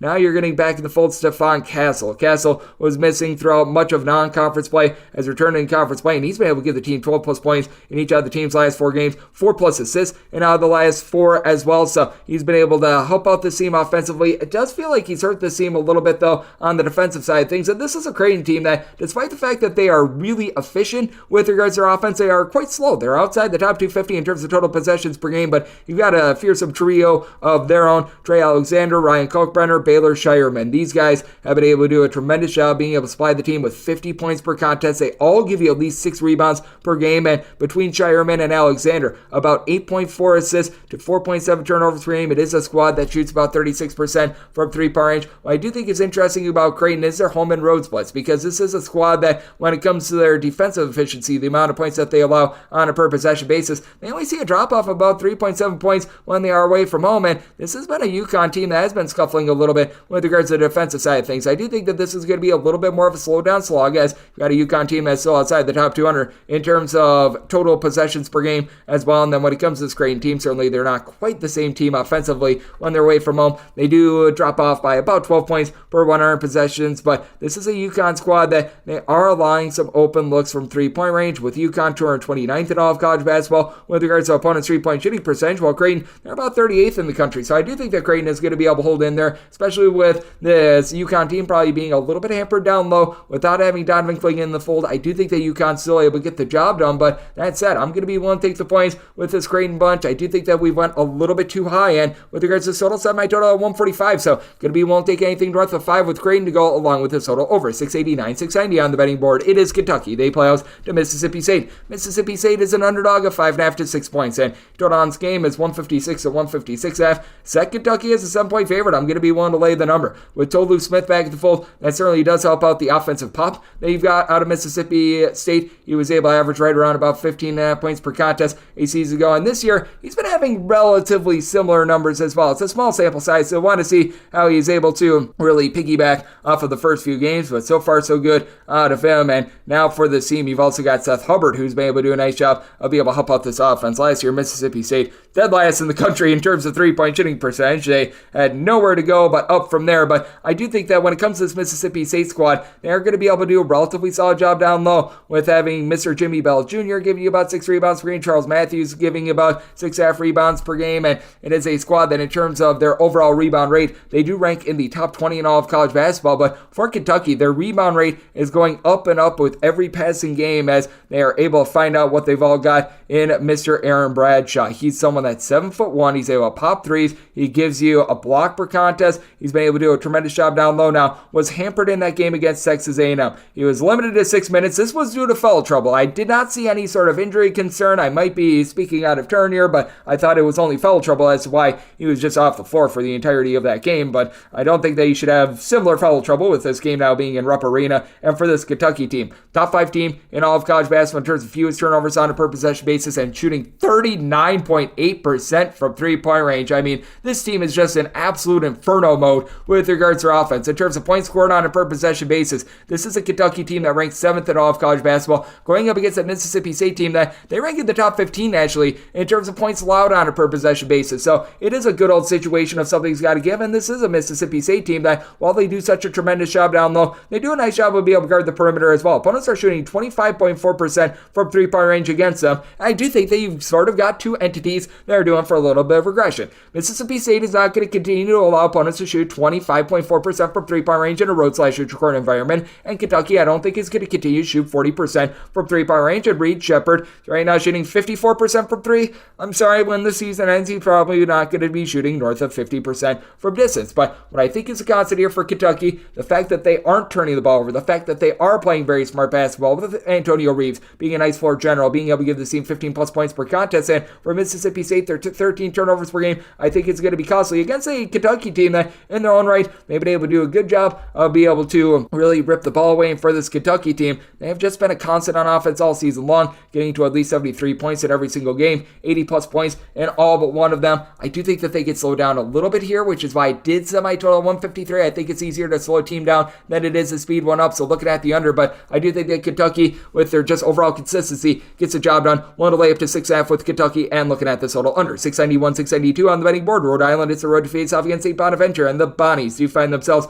as a favorite of 9.5 points. So it's between 143.5 and 144, with St. Bonaventure did set them as a favorite of 12 points. I'm going to be willing to lay this number. It is a Rhode Island team that has been doing a better job on offense recently, but this is still a defense that you really have to have your concerns with. In terms of points allowed on a per possession basis, Rhode Island currently clocking in 235th in all of college basketball, giving up in a road/neutral court environment right around about 9.6 points more per 100 possessions. And this is a St. Bonaventure team that has been able to do a good job of getting up into opponents. They're 111th in the country in terms of points allowed on a per possession basis. They do a nice job of being able to slow things down. They are outside the top 275 in terms of total possessions per game. Now for the Bonnies, it's been a little bit of tough sledding for this defense. They have now given up 78 plus points in 2 of their last 3 games. This after they had began the season giving up fewer than 72 points in pretty much all but one of their games prior to this stretch. So 72 points or fewer in 11 out of their first 12. But for the Bonnies, you still do have a pretty solid offense that shoots 37.2% from three-point range. And among their top 3 players that have made at least 1 3, because Chad Benning is their top scorer, 14 points, 5 boards, but has yet to make a 3 all season long. So among guys that have made at least 1 3, all 3 of them shoot at least 44.6% from three-point range. And they get to go up against a Rhode Island team that has been getting torched from three-point range, 235th in all of college basketball with regards to opponents' three-point shooting percentages, while St. Bonaventure, they're clocking in more than neighbor of 48th with regards to opponents' three-point shooting percentage. You've got Moses Flowers, Charles Pride, Micah Adams-Woods being able to combine between the 3 of them about 36.5 points per contest. Pride has been able to give you 7 boards, steal and a half per contest, and it's a Bonnie team that plays relatively smart, only about 11.5 turnovers per game, while Rhode Island, they turned the ball over 13 times per contest. Now the good news for Rhode Island, they have looked better ever since David Green has been in the fold. Since David Green has returned, they have given up at least 70 points in all 4 of their games with them, but they've gotten to at least 78 points in all 4, knocking off UMass, Davidson on the road, St. Joe's, and Northeastern. He has really been able to make a nice difference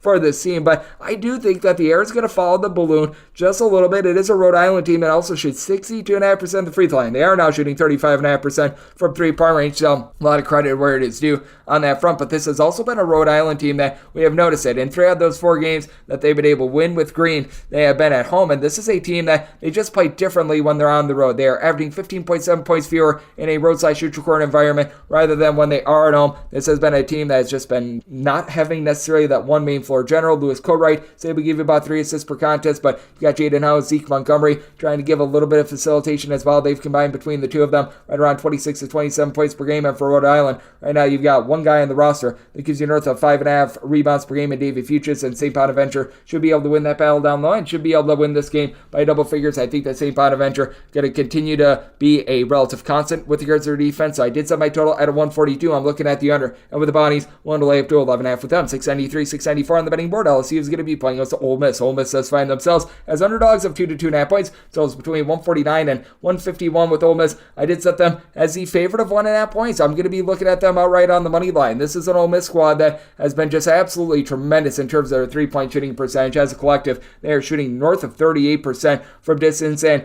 it's really just everyone as a collective being able to go bombs away from three-point range. Your top scorer is Matthew Morrell, has been able to give you 17.5 points, shooting 40.5% from three-point range, but each of the top 6 scorers on this team shoot at least 37% from three-point range. As a matter of fact, every player that is averaging more than 1 point per game that has made at least 1 3 is shooting at least 37% from distance. That's just absolutely insane. And then you're able to pair that up with Jamarian Sharp, giant of the earth at 7'5", who gives you 4.5 boards, nearly 3 blocks per contest. Musa Cisse took him a little bit of time to get going, but now he's giving you a little bit of effort on glass as well. So it's an Ole Miss team that is actually a relatively league average team, right in the 150 range with regards to rebound rate. I do expect that to go up as the season goes along, and they go up against an LSU team that they themselves aren't necessarily doing a world's tremendous job on the glass. You've got Will Baker, who's able to give you about 5 boards per contest. So I will say, this is an LSU team that prior to Jarius Cook coming into the fold, as Jarius Cook, he was playing over at Tulane the last few seasons, actually began his career at LSU, was one of those 2-time transfers that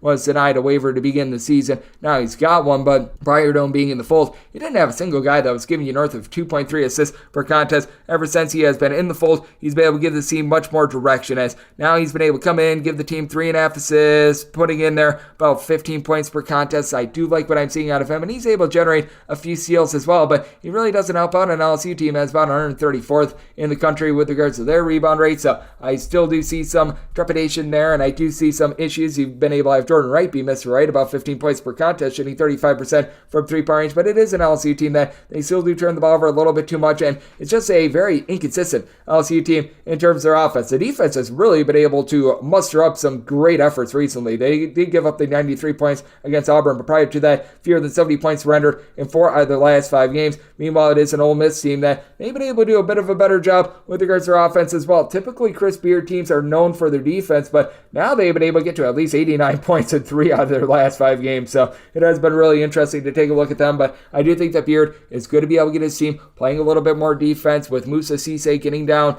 just really the style of this team a little bit more. I do think that that's going to cause for a bit of a lower scoring slog, and I do like the way that LSU has been playing on defense at home, as they have been one of the teams with some of the biggest home and road splits defensively in all of college basketball, as they're giving up about 15.5 points fewer per 100 possessions at home rather than on the road. So I did set my total at a 143.5, looking at the under, but I do think that Ole Miss, the better team here, looking at them outright on the money line to go along with the under. 695, 696 on the betting board. It is Fort Wayne playing us to IUPUI. Old UEPUI is a 17.5 point underdog. Total on this game is anywhere between 150.5 and 151.5. Did set my total at 144. Flat out, I just don't think that IUPUI is able to do their part with this total. This is a Fort Wayne team that is awesome with their offense. They are shooting north of 36% from three-point range, and this has always been a good three-point shooting team, but now they're turning the ball over 9.9 times per game. This is just absolutely incredible, but for IUPUI, other than Jalen Counter, you have no form of offense whatsoever. This team is well outside the top 325 in terms of points scored on a per possession basis. Counter, 14.5 points, 4.5 boards, 1.3 steals on 37% three-point shooting, and you're starting to get a little bit more out of Vincent Brady II. Last year shot 35% from 3. This year that's been down to 25.5% from distance, but he's been able to come alive recently, double figures for the team's last 5 games, but still, it's an IUPUI team that is outside the top 275 in terms of total possessions per game, turning the ball over about 15 times per contest. This is a spot in which I'm going to be taking a look at the under, but I felt like Fort Wayne should have been a 20-point favorite. I'm going to be willing to lay it here. Now, credit where credit is due to IUPUI. Last road game, they were able to cover against Youngstown State. Yippee skippy, but man, when it comes to this IUPUI team, again, getting back to my point on the under, 66 points or fewer in each of their last 4 games, and this team has broken the 70-point plateau against Division I competition 3 times all season long. You do have Quincy Samuels, who's able to give you about 5.5 rebounds per game, but they're a bottom 300 team with regards to rebound rate. They have no hope whatsoever of getting second chances, and for this Purdue Fort Wayne team, they're just a very efficient bunch that, as a pair of guys at Jalen Jackson along Quentin Morton Robinson, we're doing a nice job playing off the ball, combining for about 29 points, combining to shoot about 43% from 3, and Rashid Bello, he comes in as a non-D1 transfer from UW Parkside, Wisconsin's lone Division II school, by the way, and he's been Mr. Do-It-All. 4.2 assists, 15.5 points, 2.2 steals. He has been the missing link for this Fort Wayne team being so efficient on offense, because they're always able to shoot threes. They just aren't always able to take care of the ball. They aren't able to be very efficient. Now they've been able to do all that and so much more. They don't necessarily have a ton down low. This is a team that gets a little bit lane-based on the glass, with Eric Mulder being their top rebounder with about 7 rebounds per game, but they don't need to worry about that against IUPUI. It is a Fort Wayne team that they themselves have been having their issues on defense, giving up north of 80 points in each of their last 3 games, but prior to that little bit of a doldrum period, this has been a team that has actually been able to do a very solid job on defense. Prior to this run, they had given up fewer than 70 points in 5 out of their last 6 games. I do think that against IUPUI, they will find their footing once again on defense, and this is just an IUPUI team that I can't trust to be able to do their part with regards to the total. I did set my line at 20. I'm going to be willing to lay the number with Fort Wayne, and in terms of the total, set mine at a 144, so looking at the under, and I'm going to be willing to lay with Fort Wayne. 697, 698 on the betting board. It is the Citadel hitting the road face-off against UNC Greensboro, and Greensboro does find themselves as favorites of 11 points. Your total on this game, it is 132.5 with Greensboro. I did set them as a favorite of 11.5 points, so you're at the 11. It's the max I'm going to be willing to lay, but I'm going to be willing to lay it. It is a Greensboro team that has been dealing with quite a few injuries recently,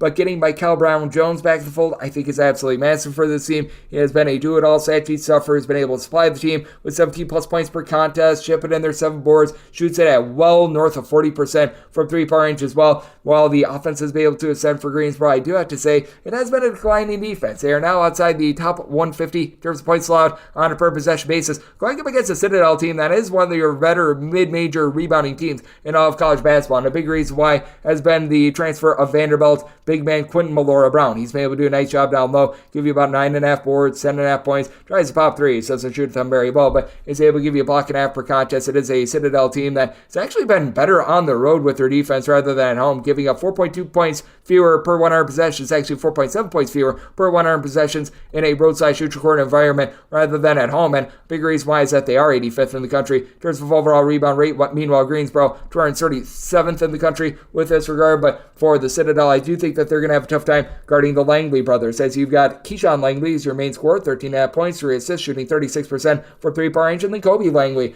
about 10 points, 6 assists, 2.5 steals for a Greensboro team that has been very efficient with the ball, fewer than 11 turnovers per contest. They're now getting a little bit of a breath of fresh air down low in Jalen Breath, who's been able to give you about 5.5 rebounds per game. He has supplied the team with 6 plus boards in 4 of the team's last 5 games, so I think that he's going to be able to match up down low, and he goes up against a Citadel team that does have a pair of good top flight guards. You've got Elijah Morgan along with A.J. Smith, combining for about 31.9 points per contest. Morgan shoots 44.5% from the outside. Smith has been able to give you about 37.5% 3-point shooting, and it is a Citadel team that has been really slowing down their tempo under Duggar Baucom. This team just played run it and gun it style. We're going to allow you to score 75, but we're going to try to score 80. But Citadel, much more of a Wiley team now, and still a top 180 team in terms of points scored on a per possession basis. But I do think that they're going to beat their match against a Greensboro team that ever since you have seen Mikel Brown-Jones back to the fold, they've been able to do a better job with regards to their offense. They've now been able to get to at least 70 points in each of their last 4 games and have given up 70 or fewer in 3 of their last 4. I think that he's a big-time difference maker going up against a Citadel defense that feels like they're starting to get figured out. Giving up 72 plus points each of their last 5 games, 71 or fewer in all 5 of those games stands a game against a Division I opponent as well. So this is a spot where I did set Greensboro as an 11.5 point favorite, wanted to lay up to 11, and did set my total at 139.5. I'm going to be looking at the over with the Citadel declining on defense and Brown-Jones back to the fold. I'm willing to lay the number with Greensboro, 699, 700 on the betting board. It is Miami playing us to Florida State. Florida State does find themselves as underdogs of between 6.5 and 7.5 points. Totals between 156.5 and 157.5. With Miami, I did make them an 8-point favorite. I'm going to be willing to lay the number. Miami has been dealing with quite a few injuries recently. I know that Wugo Poplar was sort of in and out of the fold the last few games, but should be good to go in this one. Nigel Pack has been dealing with some nagging injuries as well, but most of these guys, they should be out there in the fold for a Miami team that they just play so differently with regards to their defense when they're at home rather than in a roadside shoot court environment. It's one of the biggest splits they're going to find in all of college basketball. For Miami overall, they're giving up 23.3 points fewer per 100 possessions when they are at home rather than in a roadside shoot court environment. And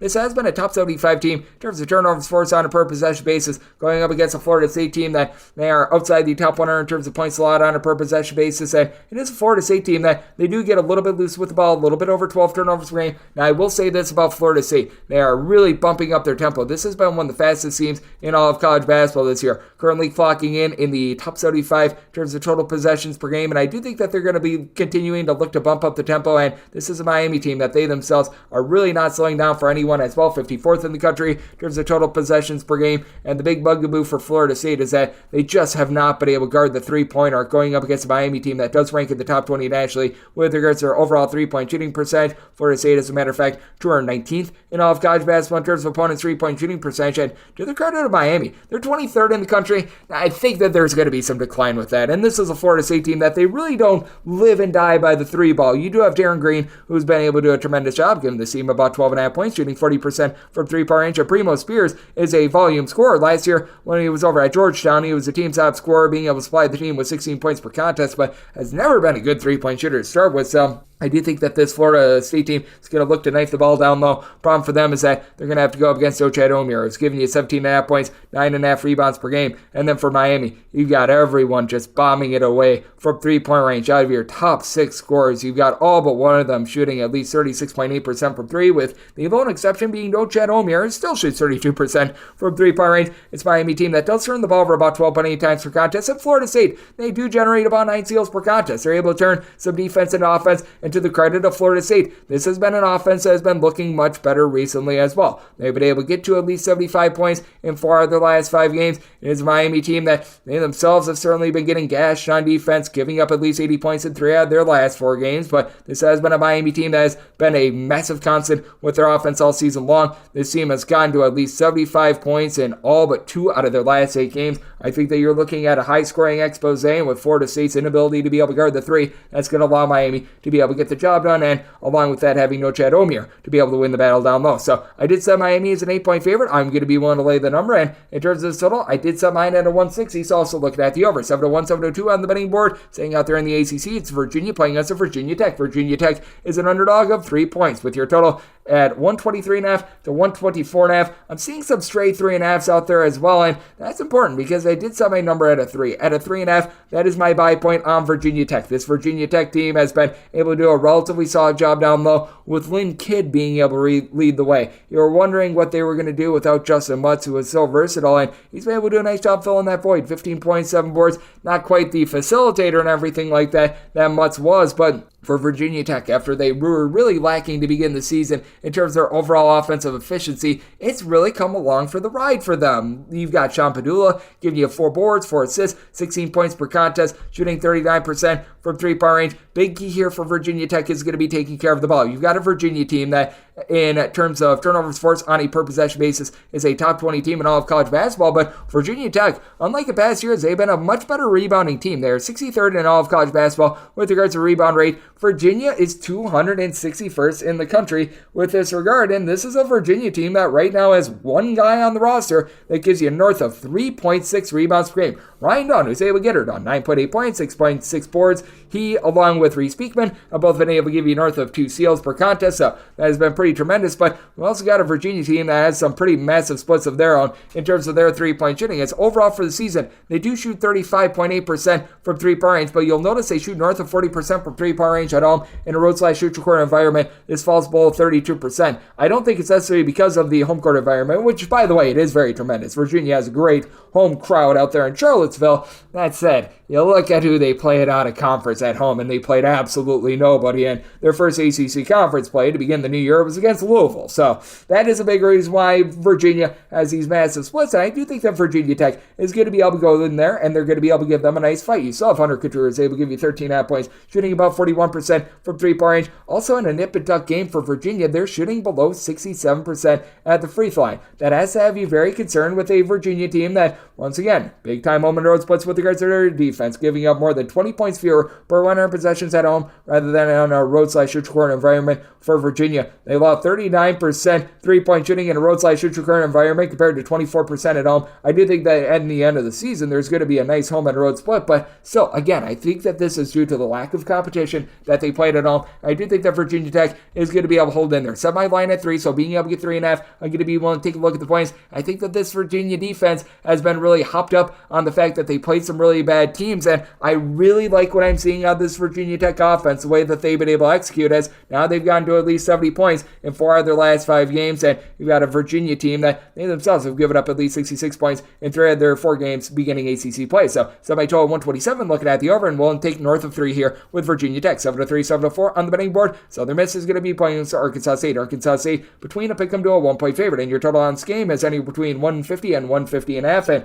I did semi-total 149.5. Anything of 150 or greater, going to be taking a look at the under end with Southern Miss. I did make them a 1.5 point favorite. I'm going to be willing to lay the very small number here with the Southern Miss team. They're most likely going to be without Andre Curbelo once again. Curbelo is currently dealing with a back issue, but for Southern Miss, you still do have out there Austin Crowley, and I love what he's able to bring to the table with about 15.5 points per contest. He's been able to chip in there 3 assists. It is a Southern Miss team that's only shooting about 31.5% from the outside, but I think is going to be very important in this game is going to be the rebounding, as you've got an Arkansas State team that they've been able to do an okay job with regards to their overall rebound rate. They're about 140th in all of college basketball. This has been a bit of a concern for Southern Miss. They're about 258th in all of college basketball, but they do have a nice eraser down low that's able to give you about 1.7 blocks, 4.5 boards, and Victor Iwakar, who has come in from UNLV, and it's been a little bit hit or miss for him, but he's really rounding into form right now. He has been able to give the team 12 blocks over the last 4 games, so he's been able to do a much better job defensively. And for Southern Miss, they take a big drop off when Andre Curbelo not out there in the fold with regards to their offense. The defense has honestly been quite a bit better when he's been off the floor as well. In all but 1 game in which Andre Curbelo was able to play start to finish, they gave up well north of 70 points in those, so it's been very interesting to take a look at that, to say the least. I did have to shade down my total with the Curbelo injury. Meanwhile, you've got an Arkansas State team that they're giving up points at a very rapid rate. They have been giving up at least 75 points in every one of their last 5 games, and they have given up at least 74 points in each of their last 6 games. It is an Arkansas State team that they shoot it relatively solid from 3-point range, about 35% from the outside. DeAndre Dominguez, Caleb Fields, they've been able to combine for about 26 points per contest, but you do have out of your top 4 scorers, only 1 guy shooting about 31.5% from 3-point range in Dominguez. You've got Caleb Fields giving you 5 assists per contest for a team that they turn the ball over 12.5 times per contest. That's not amazing. That's not terrible. And this is a Southern Miss team that over the last few seasons, really the lifeblood for them has been being able to generate turnovers. Last year, this was a team that was one of the best in all of college basketball in terms of turnovers forced on a per possession basis. And while they've taken a little bit of a drop off this season, they are still a top 100 team with this regard, really being able to ascend with regards to their home environment. And this is an Arkansas State team that they just don't do as great of a job with this regard at 347th in all of college basketball. That should result in some clean possessions for a Southern Miss team that is going to be looking to slow things down without Andre Curbelo, which is why I did set my total 149.5. I'm looking at the under. I do think that as a result, Southern Miss gets the job done. Set them as a 1.5 point favorite, so taking Southern Miss as a pick'em / a very, very small underdog to go along with the under. 7-5, 7-6 on the betting board. Valparaiso hits a road face off against Evansville. Evansville, a 5.5 point favorite with your total 141. I did make Evansville a 9-point favorite, so I'm going to be willing to lay the number. This Valparaiso team has looked a little bit better recently, and they have been able to find a go-to scorer in Isaiah Stafford. He's been able to give the team 15-plus points per contest. Outside of Stafford, you're just not getting a lot out of this team, and this is a Valparaiso squad that just continues to get torched on defense. They are ranking outside the top 200 in terms of points allowed on a per-possession basis, and interestingly for Valparaiso, they're actually giving up 1.6 points fewer per 100 possessions in a road/ultra-court environment rather than when they are at home. But for Evansville, I do think that they're going to be able to do a solid job down low with the assigned to me being able to give you about 6 or so rebounds per game. Kenny Strawbridge is not a guy that really pops threes, but he's able to give you double figures. He's able to give you 4 boards, just makes winning plays for this team, really enhances the team on defense as well. And it's a team that gets to go up against a Valparaiso squad that's 307th in the country in terms of overall rebound rate. Evansville, one of their main kryptonites is the fact that they don't have a ton of size down low, but that's going to be masked in this spot. And then on top of that, you've been able to get absolutely tremendous scoring out of Ben Humor-Richards. He has been one of the more unsung heroes in all of college basketball this season. When he's been out there, he's been able to do a tremendous job, being able to give the team 16.5 points per contest, but has been missing ever since really the back half of December, really since Christmas time. Without him in the fold, though, this team has still been able to maintain. You've had Cameron Huffner be able to shoot north of 40% from 3-point range, being able to give you about 9.5 points per contest. Now, where it's really showed up is on the defensive side of things. Without Ema Riches in the fold, each of the last 5 games for Evansville, they have given up at least 74 points in every one of them. But also keep in mind the competition being played. Missouri State, Murray State, Bradley, Indiana State, and Cincinnati. Meanwhile, you've got a Valparaiso team that's lost 4 out of their last 5 games against much lesser competition, and they've given up 70-plus points in 4 of their last 5 games, while not being able to get past the 68-point plateau in each of their last 4 games. So it is a good old situation of something's got to give. It is an Evansville team that is a little bit diminished with regards to their offense as a result. So this is a spot where I'm going to be setting my total more around a 144. Seeing what we're seeing right now with a 141, 141.5. If we could get north of a 141, going to be taking a look at the under, as I do think that there's a good chance that this game is going to be close enough for some late game felling, and I do think that the understudies of Evansville are going to be able to do just enough to be able to keep this Evansville team lively and be able to get up off the mat after having to play a really rough, shall we say, stretch without Humor Riches to start out with. So did set my total 141 at a 140.5 or less, looking over a 141.5 or higher, looking at the under. And when it comes to this Evansville team, set them as a 9-point favorite, so want to lay the 5.5 with them. 707, 708 on the betting board. It is Bradley in the road face-off against Southern Illinois. Southern Illinois does find themselves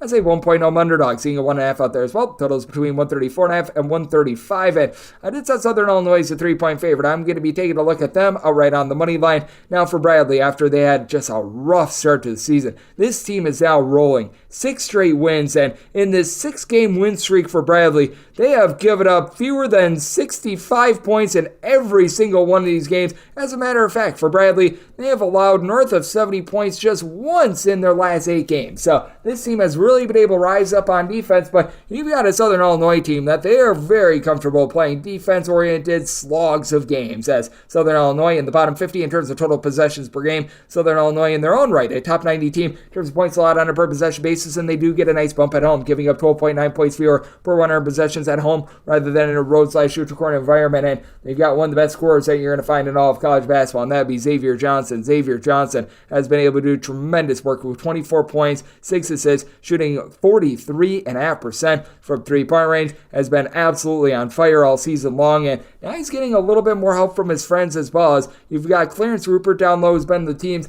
main form of rebounding. He's able to give you about 6 boards, a block per contest. I do like what I'm seeing out of him. This is not a Southern Illinois team that's necessarily going to be amazing with regards to a rebound rate, but this is a Bradley team that they themselves only about 133rd in the country with regards to rebound rate. So that matches the fact that Southern Illinois is right around about 190th with this regard. And now you've got back the full Jarrett Hensley, a 2-time transfer that began his career at UNC Greensboro, Cincinnati. He's been able to give this team a little bit of pop over the last few games, as he's been able to shoot north of 50% from three-point range with 7 points per contest. Do see that falling off a little bit, but for Southern Illinois, it's collective. They do shoot 38.5% from 3, 75.5% the free throw line with only 10.5 turnovers per game. They play very smart basketball, while this Bradley team, nearly 13 turnovers per contest, shoots just 67% of the charity stripe. Now, they do shoot as well, about 36.2% from three-point range, so they've been rock solid with that regard. They were dealing with a little bit of injury towards the middle part of the season with Colin Hickman missing 4 games, but for Connor Hickman, he's been able to come back to the fold, giving the team 15 points per contest, and the versatility of Malevi Leons, someone who's 6'9", is able to pop threes, doesn't necessarily shoot them well at 29%, but is able to pop threes. That is going to be difficult for Southern Illinois to be able to match up with, but this is a Bradley team that they do see a little bit of a drop-off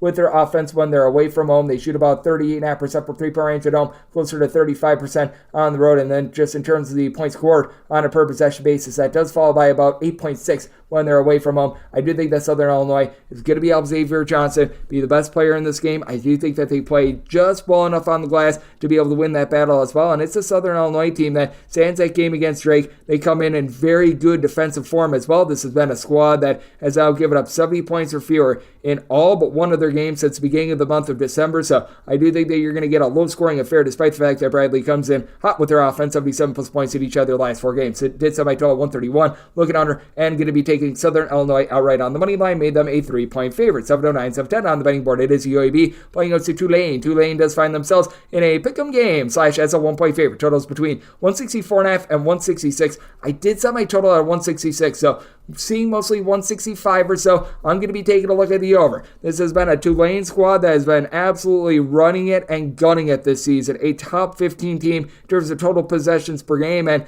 they face off with a UAB squad that they themselves have all of a sudden been able to get really hot with regards to their offense. For UAB, they've been able to get to at least 73 points in every one of their games, sans really that Arkansas State game in early December in each out of the last 8. So this has been a nice rise up for a UAB team that they're still struggling from three-point range, only shooting about 30.5% from three-point range. I think that there's going to be continued positivity coming through for this UAB squad, and for UAB, they've been able to do a tremendous job being able to utilize second chances to be able to get points up on the board. In terms of offensive rebound rate, a top 50 team in all of college basketball with a pair of guys, Yaxel Lenborg along Javion Davis, combined for 16 rebounds, 22.5 points per game. Eric Gaines continuing to only shoot about 21.5% from three-point range, but heads up the stat sheet for UAB. 12.5 points, 4.7 assists, 2.5 steals per contest, and this is a Tulane team that they can be hurt very much from the outside. For Tulane, in terms of opponents' three-point shooting percentage, they're clocking in right about 252nd in all of college basketball, with opponents shooting 38.7% from three-point range in a roadside shoot-record environment. And for Tulane, is dealing with a little bit of a lack of depth as well, with Trey Williams being out of the fold. That has been hurting this team quite a bit now. If for this Tulane squad, they still have plenty of scores and they've got plenty of versatility. Kevin Cross has been incredible. 16 plus points, 6 plus boards. He stands right around about 6'8". He's able to generate nearly 2 steals, give out 4.5 assists per contest. That has been amazing. And then for Jalen Forbes, he had a little bit of a rough start to the season, but now he's really been able to heat up. He's been able to give the team 20 plus points in 3 of the team's last 5 games overall for the season. 15.5 points, 1.7 steals on about 36% three-point shooting. And all in all, this is a Tulane team that they do shoot about 35.5% from three-point range, but do like the current form that I'm seeing out of UAB. Took them a little bit of time to get going because they did lose 4 of their top 5 scorers from a season ago, and this is certainly a UAB team that is lacking quite a bit on defense. This is a UAB team as well outside the top 150 in terms of points allowed on a per possession basis. Not like this Tulane team is necessarily doing an amazing job on defense themselves, 182nd in the country, and they are allowing about 12.9 points more per 100 possessions in a roadside shoot-record environment rather than at home as well. So I do think that you get a high-scoring affair, and I do think that UAB going to hold up on their home floor. Set UAB as a 2-point favorite, so taking them on the Spick'em line, and anything below a 166 going to be looking at the over. Now we got my DK Network right to pick 7-11, 7-12 on the betting board. It is Tulsa, and they're going to be playing us to UTSA. Meet for the road runners of UTSA, who are 7.5 to 8-point underdogs. Tonight's game is anywhere between 153.5 and 154. Did set my total at a 160. We're going to be taking a look at another over in this spot, as I did set this total at a 160, and with Tulsa, I did set them as an 8-point favorite, so 7.5 is the max I'm going to be willing to lay, but I am going to be willing to lay that number as well. When it comes to this Tulsa team, they are playing super duper up-tempo along with UTSA. Both of these teams, as a matter of fact, top 40 in all of college basketball. When it comes to total possessions per game, you've got a Tulsa squad that, while their defensive metrics, if you look at them, they're great. They're a top 50 team in terms of opponents' three-point shooting percentage. They've been able to do a great job in terms of points allowed on a per possession basis overall for the season at 36th, but for Tulsa, it's been a rubber meets the road situation, as they were really able to beat up on lesser competition to begin the season. Now they've given up 78 plus points in 3 out of the first 4 conference games, and with Tulsa, they played against one of the weakest non-conference slates really in all of college basketball. So I do think that is really creeping up, and that is rearing its ugly head against them. Now they have to go up against a UTSA team that has been able to do a relatively solid job in terms of their offense, especially away from home. They're averaging 3.3 points more per 100 possessions in a roadside shoot-record environment rather than at home. They are 68th in the country with regards to points scored on a per possession basis, one away from home, and for a team that's in the top 30 in terms of total possessions per game, 12 turnovers per contest is not bad. This team has also gotten a nice boost with regards to their offense from Jordan Ivy Curry. Ivy Curry was with the program 2 seasons ago. Last year had an unsuccessful year over at Pacific. He has decided to return, and he has been able to supply the team with 15 plus points in each of the team's last 5 games, 4 plus assists in 4 of the team's last 5. He had a tough first 2 games with the team, but in the team's last 5 games, the team has been able to get to at least now 75 points in 4 out of these 5 games, and have given up at least 75 points, and I believe all but one of them as well. So that has been a little bit of an issue for the team, but this is also a Tulsa team that they've got a lot of capable scorers as well, going up against a UTSA team that is very willing to give up a lot of wide open looks. UTSA 276th in the country in terms of points allowed on a per possession basis, allowing 11.9 points more per 100 possessions in a roadside shoot-record environment. Opponents are shooting well north of 34% from three-point range against them. Now for Tulsa, they have been turning the ball over about 14 times per contest. They're outside top 275 in terms of turnovers on a per possession basis, but for UTSA, they're outside the top 300 in terms of turnovers forced on a per possession basis. So Tulsa should be able to get a lot more clean opportunities in this game. You've got Kobe Williams giving you 13 points, 3.5 assists. He and PJ Haggerty actually combined for about 4.3 steals per contest. This is a Tulsa team that, as a whole, they're shooting about 33% from three-point range, but been able to get a little bit more out of Israel Barnes, who's been able to give you about 34% three-point shooting, 9 points, 4 boards out of Mr. Barnes, so he's been able to do a relatively solid job there. And for UTSA, I do think that they've got enough scoring to be able to stay relatively lively with Trey Edmonds being able to give about 6 rebounds per game, but I do think that there's going to be a lot of second chances as well. Tulsa, 282nd in the nation in terms of home defensive rebound rate, allowing opponents to grab a rebound on 29.2% of their misses, so points I think are going to be plentiful. I do think that for UTSA, they just give up too many open looks in this spot, and Tulsa is going to be able to prevail, so willing to lay up to 7.5 there, but my DK Network Rida pick, that is going to be on this total over, set my total at a 160. 7-13, 7-14 on the betting board. Louisiana, it's the road face-off against Texas State. Texas State just find themselves as a favorite of a point. Total on this game is 138, and with Texas State, I did set them as a 2.5 point underdog. I'm going to be looking at Louisiana outright on the money line with this Louisiana Ration Cajun squad. They certainly have a lot of three-point shooting that I think is going to be able to just remain constant in this game. For George Charles, he's going to need to dominate down low. He's been able to give this team 9 boards, 10.5 points per game for the Louisiana team. That he is the only guy that gives you north of 5 rebounds per game. And they go up against a Texas State team that they really don't have much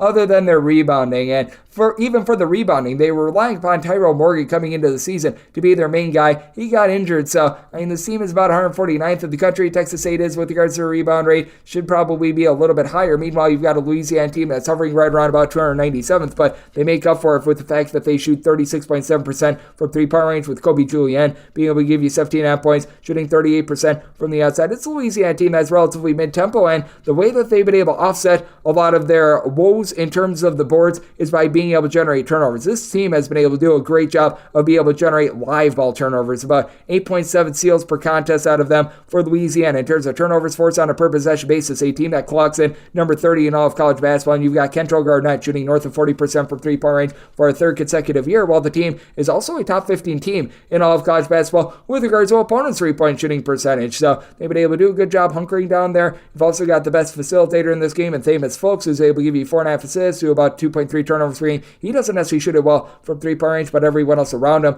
does. And for this Texas State team, they do get a little bit of a boost from the Army transfer and Colton Benson, who's been back for 7 games, has been able to give the team 11 points, and is currently shooting north of 50% from three-point range. Big for a team that they shoot 33.1% from three, 65.8% at the free throw line, but still a relatively slow-tempo team with about 13.3 turnovers per game. And Josh O'Garo, talk about a disappointment. 6 points, 5 rebounds per game for a guy that came in from San Jose State. I think they started out in the Pac-12 or Big 12 as well, and just hasn't necessarily been able to give this team a whole lot of anything as well. Sort of one of those whole is greater than the sum of its parts teams that just really doesn't have an identity. You've been able to get about 4 assists, 13 points per contest out of Jordan Mason, but that said, I do think that this Louisiana team, they get the job done against a Texas State team that's going to be looking to play quite a bit more slowly, and I do think that this is going to be a bit of a slog of a game, but I do think that Louisiana, with their overall shot making, it does win out, and this is a Texas State squad that themselves have given up north of 70 points in now 4 out of their last 5 games, while Louisiana, they've been able to get to at least 73 points in each of their last 3. So just at my total 140.5, looking outright on the money line at Louisiana to go along with the over. 7-15, 7-16 on the betting board. Murray State,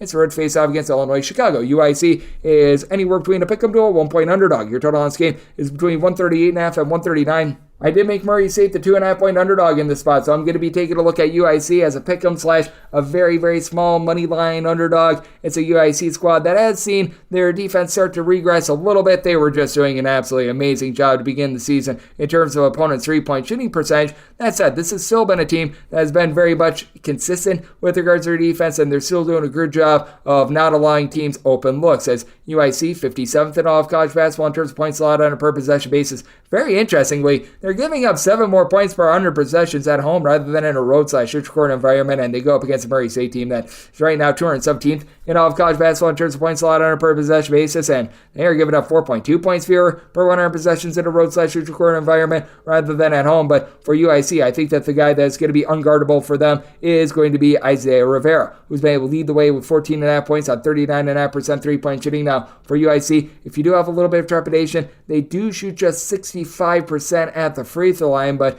that said, they do a very solid job making 36% of their threes. You've got Toby O'Connor, who's been able to give you 7.5 boards, 11.5 points per game, and other than Nick Ellingson for this Murray State team, who was able to give you about 6.5 rebounds per game, you just don't have a ton down low, and I do think that that's going to be a big issue for them. To be able to hurt this UIC team, you have to do a relatively solid job of being able to hit the glass. As for UIC, in terms of their rebound rate, they're just 220th in all of college basketball. Meanwhile, this Murray State team, they're clocking in 215th, so I do think that that's going to be a little bit of an issue. You've got Jacoby Wood along with Rob Perry in the backcourt, pair of guys that are able to give you double figures for this Murray State team. Between the two of them, they've been able to log about 27 points per game, and Wood shoots 42.5% from three-point range. Credit where credit is due for Murray State. They only turn the ball over 9.2 times per contest. They really don't force the issue on defense, though. They really don't generate a lot of turnovers as well. And with UIC being able to have quite a few guys like Philip Sobotsky, who's able to give you about 4 boards per contest, with having a nice point guard at CJ Jones, whose assist-to-turnover ratio is north of 1.5, 4.6 assists to right around about 2.8 turnovers per game. You'd like to see that be a little bit lower, but he does a good job being able to dole the ball out. I do think that UIC can have just enough to be able to get it done. We have seen this UIC team regress a little bit with regards to their offense, 70 points or fewer in 4 of their last 5 games, but this is also a Murray State team that you do have to give them credit. Offense has been relatively constant, but they were held to 60 points in the last game. They seem to be slowing things down well outside the top 275 in terms of total possessions per game. So this is a spot where I did set my total at a 139.5. I think that you get just enough scoring to go over, as we have seen that regression with this UIC team, and I do think that this is going to be a nip-and-tuck game that could lead to some late game fouling to be able to help out with the over as well. But I do think that with the UIC really being uninterrupted down low, that's going to allow them to win this game. I do like UIC as a pick'em, a 1-point favorite, 1-point underdog, what have you. I do think that UIC, as long as they are laying less than 2, is a good play. So I'm going to be looking at UIC, set my total at 139.5, so at 139 or less. Also looking over against the Murray State team outside the top 200 in terms of points allowed on a per possession basis. 7-17, 7-18 on the betting board. Illinois State is going to be playing us to Drake. Drake finds themselves as 8-point road favorites. Total on this game is 139, and I did set this line at 7.5, so 8 is my buy point on Illinois State. It is an Illinois State team that has been falling on some relatively tough times, and this is a Drake team that has been just so well-rounded this season, both on offense and on defense. This is a team that, in terms of both points scored and points allowed on a per possession basis, they are a top 80 team in all of college basketball. And this is a offense that they really don't suffer too much of a fall off away from home. They're only scoring 3.9 points fewer per 100 possessions in a road/neutral court environment rather than at home. So I do think that this is going to be a very fascinating spot with a Drake team that has the best player out there on the floor, Tucker DeVries. He's able to do it all with about 20.5 points, 6.2 boards, shooting 34% from three-point range, but then you've also got some nice helping hands around him. Aiden Wright along with Kevin Overton. They've been able to combine for about 27 points per contest between the two of them. They are shooting about 36.5% from three-point range, and this team also has Darnell Brody down low, who's able to give you 8 rebounds per game. The biggest thing for Illinois State is trying to be able to play relatively even up on the glass, because other than Brody along with Tucker DeVries, you don't have anyone else on the roster for this Drake team that gives you north of 3.5 rebounds per game in terms of their overall rebound rate. Drake, despite that, they are still a top 125 team with that regard, but this is also a Drake team that they do give up about 10.8 points more per 100 possessions in a road/neutral court environment rather than when they are at home. And this is a Drake team that, with regards to their rebound rate on the road, it does slip with that as well. This is an Illinois State team that they really don't have ideal size, but they somehow, some way just cobble up enough rebounding to be a top 100 rebound rate team in all of college basketball. Miles Foster has been your main guy with about 7 or so rebounds per game, but darn near everyone on the roster is averaging like 4 or 5 rebounds per game. Kendall Lewis has been able to give you about 6 boards for Illinois State. They do shoot just 27% from three-point range, so they're really going to need to knife the ball inside, and this is a Drake team that they could be at a little bit more on the interior. This is a Drake team that, with regards to their three-point shooting defense, it has actually been quite superb thus far this season, but this is an Illinois State team that they've done a good job with Brandon Leib, who is a 7'1" gentleman that comes in from Illinois,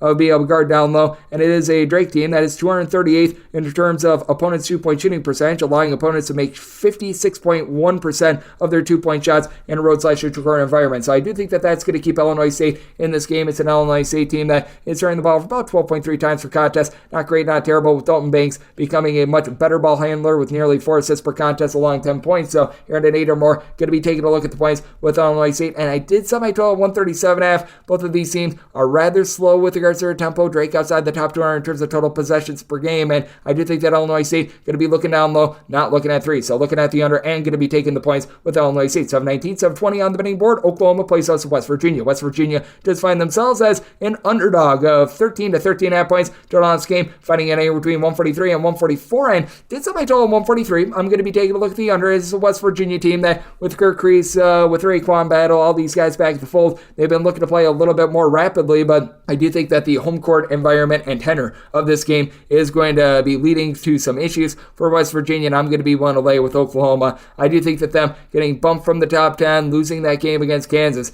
I do think that that's going to wake them up quite a bit, and this is an Oklahoma team that they really do benefit from being at home. They are averaging 17 more points per 100 possessions in terms of their offense when they're at home rather than on the road, and in terms of their defensive efficiency, in terms of points allowed on a per possession basis, they're giving up a full 20 points fewer when they're at home rather than in a road/neutral court environment. Going up against the West Virginia team as currently 200th with regards to points allowed on a per possession basis. West Virginia is still dealing with that Jesse Edwards injury, and that's the one place where you can hurt this Oklahoma team. They don't necessarily have a ton down low. You've only got 2 guys that are giving you north of 5 rebounds per game, and they both give you 5.7 rebounds per game. It's Sam Godwin along Jalon Moore. So Oklahoma, their Achilles heel is not going to be unearthed in this game. It is a Oklahoma team that they've been able to have Javion McCollum along with Otega Owe be able to combine for about 29 points per contest. And with Owe, hopefully I say this correctly, I always think I'm saying his last name wrong, he's shooting 65% from 3-point range. I do think that we are going to be seeing that taper off just a little bit moving forward, but that said, John Hughley has been terrific. He's been able to give this team 9 points, 4.5 rebounds per game. You've been able to get just production up and down the boulevard from this Oklahoma team. Meanwhile, this is a West Virginia squad that even with Raekwon Battle in the fold and in the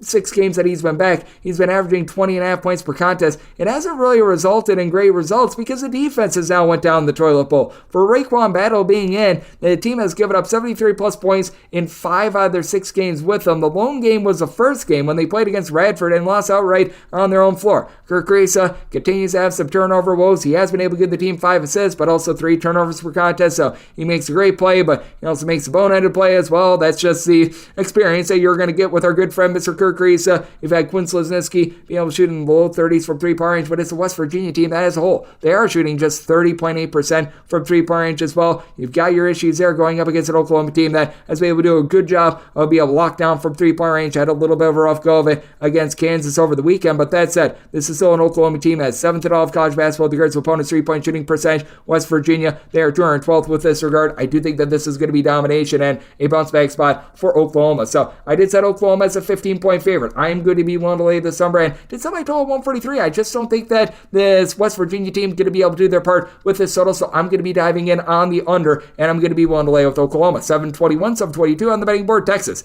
they're back to being a favorite at home against Central Florida. Central Florida, an underdog of 8.5 points. Total on this game is 139, and Texas, I can only set them as a 4.5-point favorite. I'm going to be willing to take the points with Central Florida. Now, this is going to be a rough road trip for Central Florida. Now having to travel from Florida to the great state of Texas, they're not quite used to this, but this Central Florida team has been absolutely tremendous with their defense in terms of points allowed on a per possession basis. Number 4 in all of college basketball. Fear that you do have is that they are giving up about 23 points more per 100 possessions in a road/neutral court environment rather than at home. And this is a Texas team that they themselves have been pretty darn good with their defense. 22nd in the country with this regard. And at home, they're giving up about 27 points fewer per 100 possessions rather than in a road/neutral court environment. But this is still a Texas team that they do give up the 3 ball. They're about 188th in all of college basketball in terms of opponents' 3-point shooting percentage. Central Florida, they're more in the neighborhood of 98th. They're allowing opponents to shoot north of 40% from 3-point range away from home. I do think that that's a little bit of an outlier and a product of them not necessarily playing a ton of road games. So I do think that that is going to be improving a little bit moving forward. But I do think that also for the Central Florida team, they are going to see some positivity in terms of Jalen Sellers and his 3-point shooting. He's been able to lead the way for the team, being able to supply about 17.5 points per contest, but last year at Ball State, shot 45% from 3-point range. Thus far this season, he's only shooting about 26.5% from 3-point range. So I do think that we're going to see a little bit of an uptick there. Meanwhile, for Texas, you've got out there in the backcourt, guys are able to put the ball in the basket. Max A. Smith, Tyrese Hunter, these 2 guys have been tremendous in terms of being able to facilitate the offense with a combined 8.5 assists per contest. Hunter, 12.5 points, low 30s 3-point 3-point shooter. Ace Smith shoots more around 41.3% from 3-point range. All in all, Texas team that does shoot 37% from the outside. And you do have Dylan Mitchell, who's been able to do a great job down low for this Texas team, give you about 9 rebounds per game. But I do think that Central Florida going to be able to do a good job on the glass. The Central Florida team, with regards to their overall rebound rate, they're clocking in 43rd. Texas, they are outside the top 75. As for Central Florida, Abriba Diallo, he doesn't necessarily give you like 100 billion rebounds. He gives you about 7 boards, but he does a tremendous job being able to lock down defensively with nearly 2 blocks per contest. Omar Payne is able to give you a block and a half per game. It's a Central Florida team that they also are one of the better teams in all of college basketball at being able to generate turnovers as well. They're getting 9.5 steals per game. Part of this is because they do play a relatively up-tempo style, and they throw teams for a little bit of a loop with that regard. They are just really efficient with regards to their defense. They do a nice job of being able to just box you up, and in terms of turnovers forced on a per possession basis, Central Florida, number 9 in all of college basketball. I do think that that's going to throw off a Texas team that at times they just look to be a little bit disjointed and a little bit wonky. So I did set my line at 4.5. I'm going to be willing to take the points with Central Florida, and I did set my total at a 140.5. I do think that Central Florida going to be able to find a little bit more offense here, and certainly their defense does take a little bit of a fall off on a roadside neutral court environment. And on top of that, I do think you get something like Kane Felling. So here at the 139, looking over and taking the points with Central Florida. 723, 724 on the betting board. Northern Iowa, it's a Rhode face-off against Belmont, and Belmont finds themselves at a pick'em game / as a 1-point favorite, and your total on this game is anywhere between 151 to 151.5. And with Northern Iowa, I did set them as an underdog of 2 points. So getting Belmont here at a pick'em / a -1. I'm going to be willing to take Belmont. Now, for the Bruins, what has been brewing has been some very bad defense as far as the season. In terms of points allowed on a per possession basis, this team is well outside the top 225 in all of college basketball, 253rd for that matter, but they've been significantly better at home. They are giving up about 16.5 points fewer per 100 possessions at home rather than in a road / neutral court environment. And when it comes to Northern Iowa, man, this team is about 213th in the country in terms of points allowed on a per possession basis, so they're not necessarily that much more tremendous there. And for this Northern Iowa team, they just don't necessarily do the world's greatest job on the glass as well. They're about 147th with regards to the rebound rate, but you really don't have anyone other than Titan Anderson who's been able to give you about 5.5 to 6 rebounds per game. That is giving you north of 5 boards per game. So I do think that that's going to be a bit of an issue, while you do have a Belmont team that has Malik Dia really coming into his own. Malik Dia is a guy that does a little bit of everything, standing in that neighborhood of about 6'7", 6'8", 15.5 points, 5.5 boards, shooting in the high 30s from 3-point range, has really been able to come on strong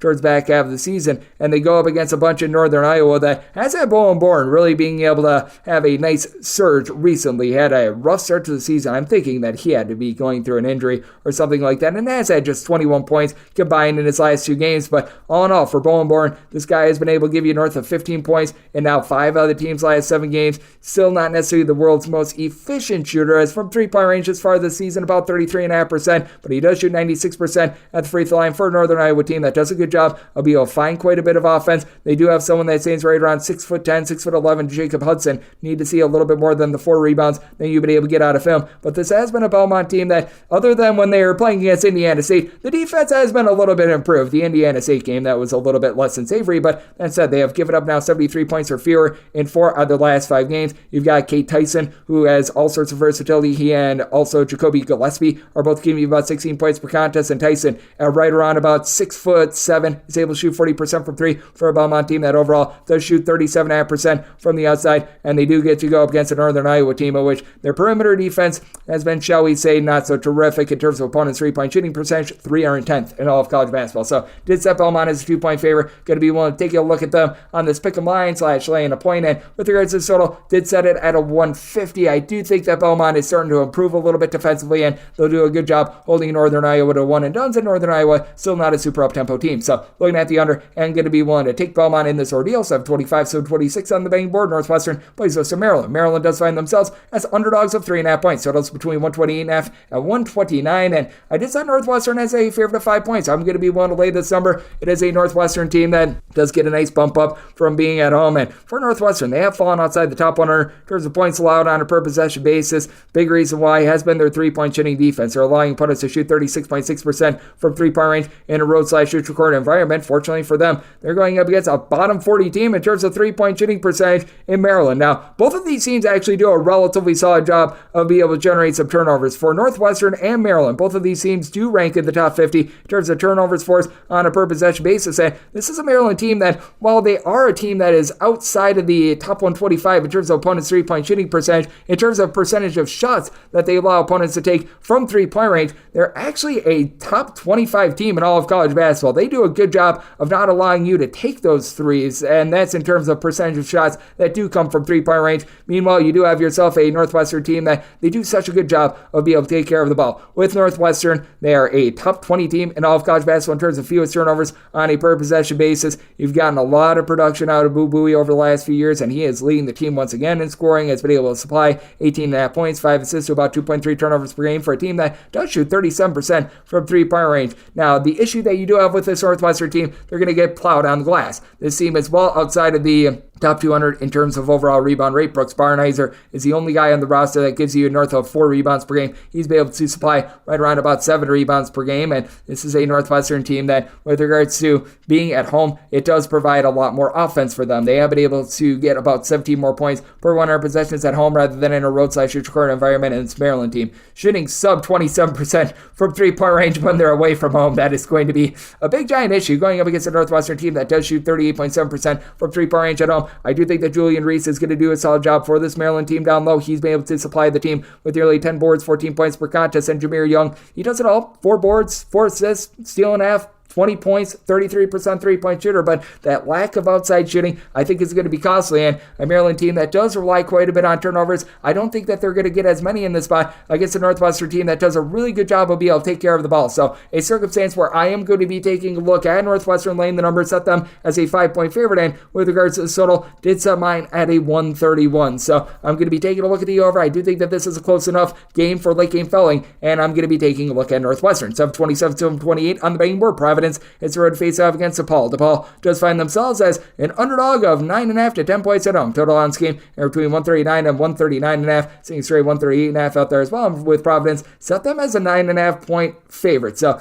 here at 10, I'm actually going to be willing to take the points with DePaul. It's grody. It's sad. I know, but this is also a Providence team that is turning the ball over north of 13 times per contest. They have been dealing with the injury to Bryce Hopkins, and that does diminish them quite a bit going up against a DePaul team that certainly they're still Swiss cheese on defense in terms of points allowed on a per possession basis, 338th in all of college basketball, but at the very least, they are giving up 15.5 points fewer on a per 100 possessions basis when they're at home rather than in a road/neutral-court environment. So they should get a nice little bump up with themselves being at home, and when it comes to this Providence team, they have been a tremendous defense in their own right. A top 30 team in terms of points allowed on a per possession basis, doing a good job of being able to lock down the three-point arc, but I do think that for DePaul, they're actually going to be able to do an okay job of being able to find a little bit of scoring. I like Jeremiah Odin along Chico Carter. Both of these guys shoot between 39 and 40% from three-point range. It's a squad that has been able to get quite a bit of production as well out of Sean Nelson. He's standing 6'8" and has very good versatility as he's been able to supply the team with 2 assists. He's chipping in there a team high, which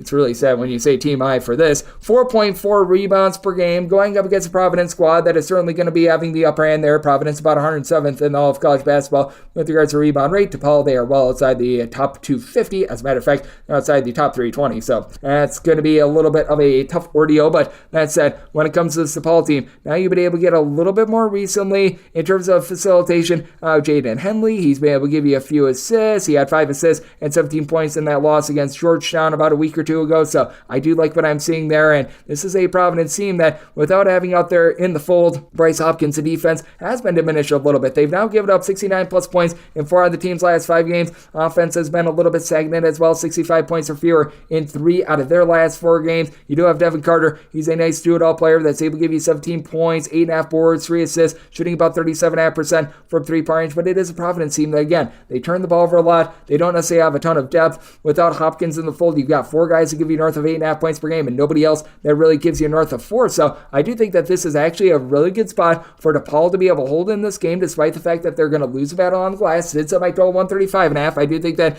this is going to be very much a defense-oriented game, so going to be taking a look at the under. along with double figures with the Pulse. 7:29, 7:30 on the betting board. It is Auburn, and they are going to be on the road facing off against Vanderbilt. Anchor down for the Commodores, who find themselves as 12 to 13-point home underdogs. Total on this game is 147.5 with Auburn. I did set them as 12.5-point favorites. We're mostly seeing 12 out there. I'm seeing one straight 13, but it's mostly 12, and at the 12, I'm going to be willing to lay it, and honestly, I'd rather lay 12 rather than take 13 personally, just because this is an Auburn team that's checking all the boxes right now. It's an Auburn team that is ranked in the top 40 in terms of both offensive efficiency, points scored on a per possession basis, and defensive efficiency, points allowed on a per possession basis. You've got a bunch that has been able to really elevate their three-point shooting, with having Aiden Holloway be able to give you an assist to turnover ratio of right around 3, has been able to shoot in the mid-30s from three-point range, and then G&I Broom is absolutely cleaning up for an Auburn team that has been still quite beastly on the glass. With Broom, he's able to give you 8.5 boards, nearly 2 blocks, 15.5 points per game for an Auburn team that, with regards to their rebound rate, they're clocking in 34th in all of college basketball. And Vanderbilt dealing with the Cullen Smith injury, he has been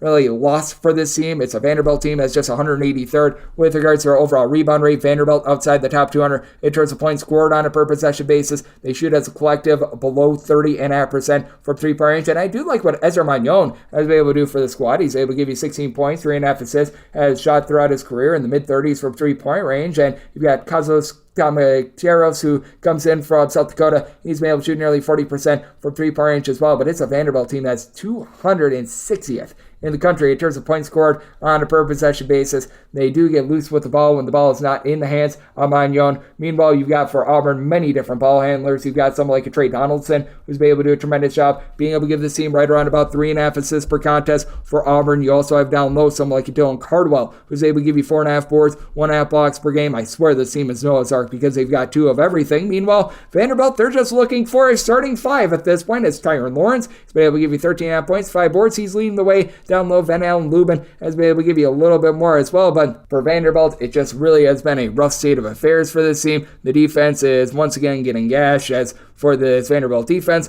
they've now allowed at least 77 points in 3 out of their last 5 games. For Vanderbilt, they just have really had a tough time being able to score as well. For Vanderbilt, they have failed to get past the 67-point plateau in all but 2 out of their last 8 games, and I do think that Auburn is really going to be able to take it to them in this spot. I'm going to be willing to lay up to 12 with Auburn, and with the way that Auburn has just been scoring at will, this team has gotten past the 80-point plateau in 5 out of their last 6 games. I do think that they're going to take it to the Commodores. I did set my total at a 148.5, so here at a 147.5, I think there might be a little bit of positivity for this Vanderbilt offense looking at the over, and I'm going to be willing to lay up to 12 with Auburn. 731, 732 on the betting board. Texas Tech, it's a road face-off against Houston. Houston does find themselves as a favorite of any between 11.5 to 12 points. Total game is between 129 and 129.5. Did set my line at 11.5. Now that we're getting at 12, I'm going to be willing to take the points with Texas Tech. Texas Tech right now stands alone at top of the Big 12, and I don't think that that's going to be lasting for a whole heck of a lot longer. That said, I have been very impressed by this Texas Tech squad. This is a Texas Tech squad that, in terms of points allowed on a per possession basis, is a top 75 team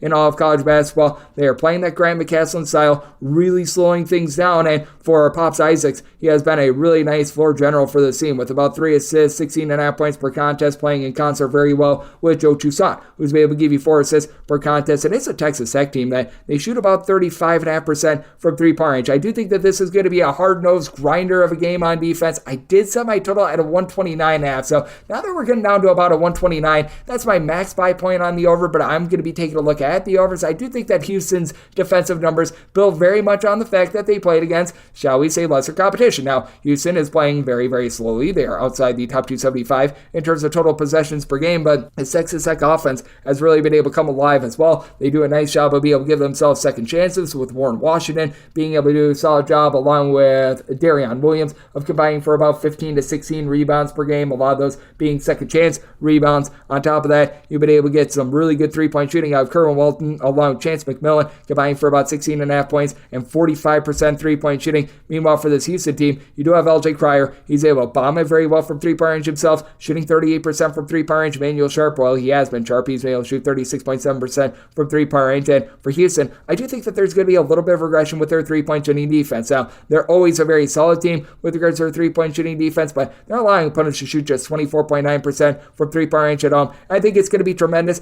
I think it's more like 27 to 28% when it's all said and done, though. I do think that Texas Tech is going to be able to take it to them a little bit on that spot. And for Texas Tech, they themselves allow opponents to shoot about 35.5% from three-point range as well. But I do think that Texas Tech does a relatively solid job on the glass. I do think that Houston gets the job done, and I do think that they're going to be able to win this game a little bit comfortably. But I do think that with this line getting to 12, we just have went a little bit too far. So being able to get 12, going to be taking a look at the points with Texas Tech. I think that there's a chance that they keep this game just close enough for late game following as well. So I did set my total 129.5, or the 129, looking over and looking at the points with Texas Tech. 733, 734 on the betting board. It is Louisville, and they're in the road. They're facing off against North Carolina. UNC, a 21 to a 22-point favorite, and your total on this game is between 154 and 155.5. There is no question about it. This Louisville team should be a pretty sizable underdog.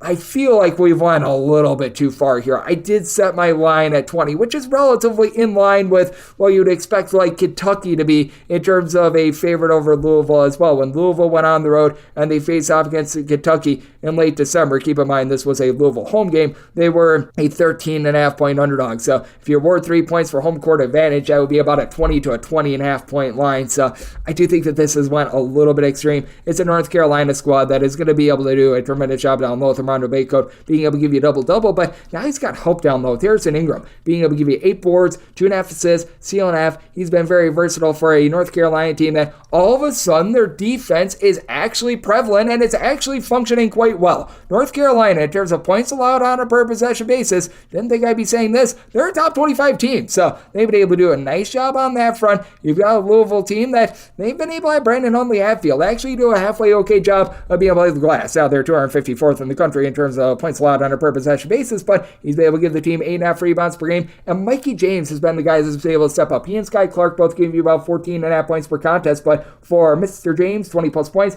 each out of the last 3 games. Big reason why they were able to knock off Miami outright on the money line, and it is a squad in Louisville that's gotten to at least 70 points in 4 of their last 5 games. It's still a pretty deplorable squad. It's still a team that's turning the ball over 12.5 times per game, but they're up to shooting about 32% from 3-point range. So you've been able to get a little bit more fight and just a little bit more effort out of this team. You've got Trey White, who's been able to give you 12 points, right in the neighborhood about 5.5 rebounds per game. This is not a Louisville team that's really going to be pressuring the ball. They don't generate a lot of steals, and North Carolina has never been a team like that as well. And for North Carolina, they've actually scored 70 points or fewer in 3 of their last 4 games. They just continue to win because the defense has been so strong, but they popped off for 103 big points in that game against Syracuse. So you've got a lot of intrigue here. It is a Louisville team that, while the offense has been able to rise up, this defense, well, it has not been rising up to the challenge, as they have now given up at least 75 points in all but one of their games since the beginning of the month of December. So something's got to give, but I do think that we've went a little bit too far. I think that Hundley Hatfield does an okay job on glass.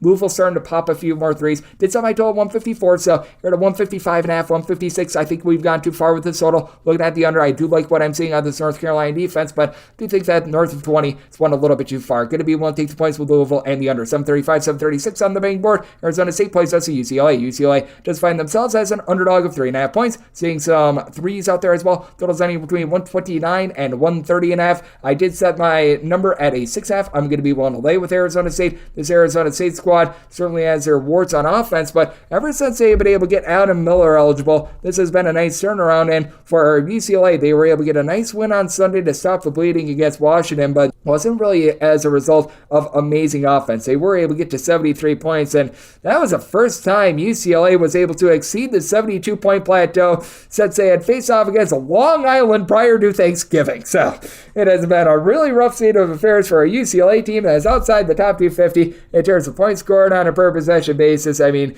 it has been very, very strange to take a look at, to say the least, and Sebastian Mack has really been the lone form of offense for the team with about 13.5 points per contest, chipping in their 4.2 boards. Adam Bona is really the lone guy that returned from last year, and he's been able to give you about 6.5 rebounds per game. And this is a UCLA team that defensively, they haven't been terrible. They're able to be, in terms of points allowed on a per possession basis, a top 100 team. They got completely gashed in that game against Utah, but they're still clocking in about 62nd in the country with that regard. But Arizona State has been a relatively solid defense as well. It's been creeping up a little bit ever since we have seen Adam Miller come back in the fold, but they're a team that ranks about 79th in the country in terms of points allowed on a per possession possession basis, giving up 14.2 points more per 100 possessions in a road/neutral court environment rather than at home. But for Arizona State, all of a sudden they have been able to find a little bit of offense. They've gotten to at least 70 points in now 5 out of their last 6 games. For Miller, he's not the most efficient scorer in the world. He gives you 13 points on 36% shooting overall from the floor, but shoots 36% from three-point range. He's making all of his threes, and when it comes to this Arizona State team, they're going to get clocked on the glass. They're outside the top 250 in terms of overall rebound rate, but you'll be able to get a little bit more out of Frankie Collins along with Jamea Neal. These two guys have both been able to give you about 5.5 rebounds per game. Collins is also one of the best ball hawks in all of college basketball. 3.1 steals per game for Arizona State, and all their deficiencies, they don't turn the ball over a lot. They only turn the ball over about 11.5 times per contest. For UCLA, Laser Stefanovic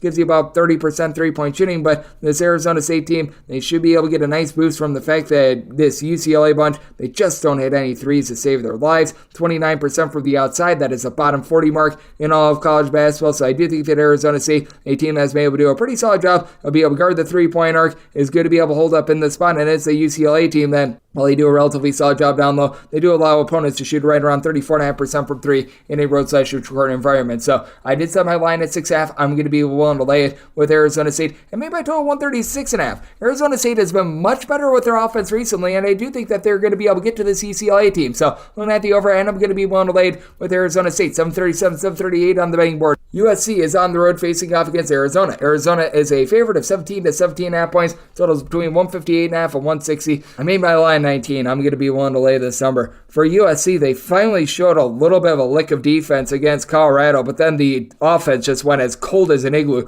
towards the back half of the game. You needed a miracle Kobe Johnson 3 at the end of the game just to be able to cover that one. And for USC, 296th in all of college basketball in terms of opponents' three-point shooting percentage, in terms of points allowed on a per possession basis. This USC team is currently 160th. Man, things are just not going well for them. And as much as we always want to talk about the Arizona offense, it's been the Arizona defense that, to me, has really stood out. They're giving up at home about 20.5 points fewer per 100 possessions rather than in a road/neutral court environment. 39th in all of college basketball in terms of points allowed on a per possession basis. Now, with Arizona, you know that the offense is going to be a constant. They are just a different team when they are in Tucson. They are averaging about 27 points more per 100 possessions at home rather than in a road/neutral court environment. You've got a north of 50% three-point shooter that has really been able to add to this team in Pell Larson, and then you've got Caleb Love, who we all know he's going to give you 15-plus points per contest. USC does not have a single player, by the way, currently notching more than 5.5 rebounds per game, and for USC, for the longest of times,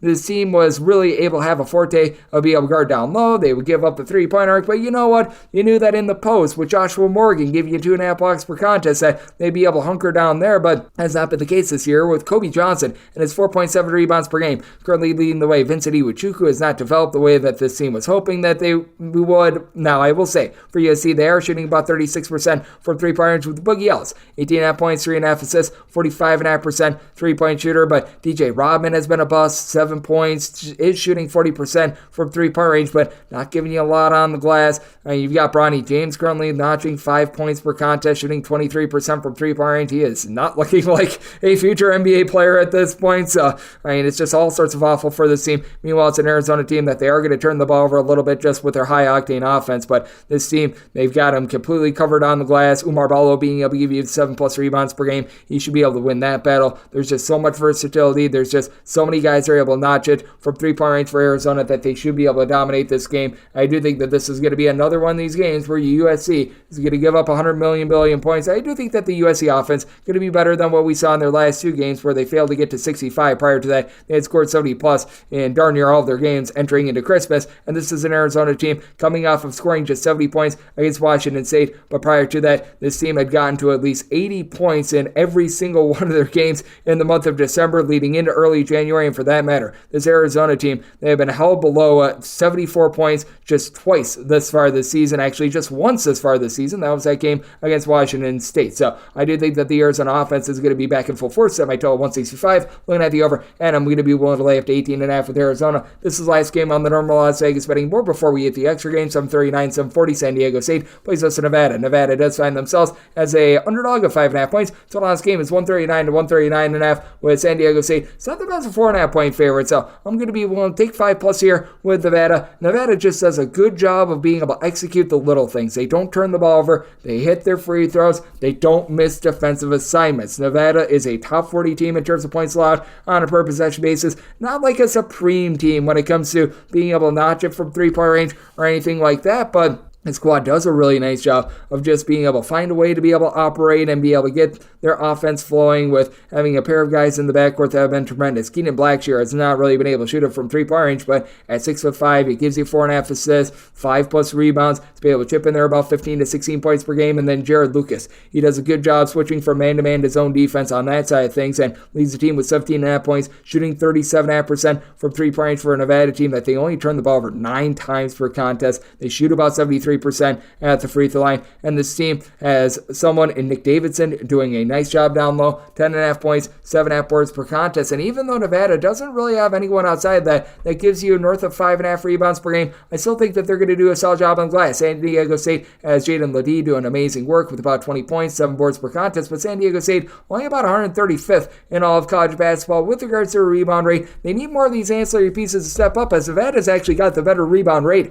entering into this game. And for San Diego State, Darion Trammell, Lamont Butler was such big pieces in the team being able to make the national title game a season ago. They're both shooting below 30% from 3 with about 8 points per game apiece. It is a San Diego State team that's generating more turnovers than a season ago, and I think that's also a solid job taking care of the ball. Reese Sticks and Waters, along with Micah Parrish, been able to combine for about 23 points per contest, shooting it relatively solid from 3-point range. But all in all, it's a San Diego State team that's shooting 32.5% from the outside. San Diego State has been getting smashed on defense recently as well, as they have now given up 70+ points in 3 out of their last 5 games. Offense has looked a little bit better, and that's just been San Diego State. They'll just go on these runs where they'll fail to give up more than 60 points for like 5 straight games, and then they'll get destroyed on defense for 5 games. That's just the way that they've been. Meanwhile, Nevada is that steady Eddie team in terms of their defense. It has been absolutely tremendous recently. They have given up 64 points or fewer in each of their last 5 games, and as a matter of fact, they have given up 68 points or fewer in all but one of their games since the beginning of the month of December. I do think that you're going to see a little bit more offense in this game, but I think that this total is set too high. Did somebody total 136.5. I'm diving in on the under and being able to get north of 5, going to be taking the points with Nevada. Now we hit the extra games. The normal betting board picks are complete, but there are some extra games today, so we go into the bonus. 306-501, 306-502. Colgate is on the road facing off against Army. Army does find themselves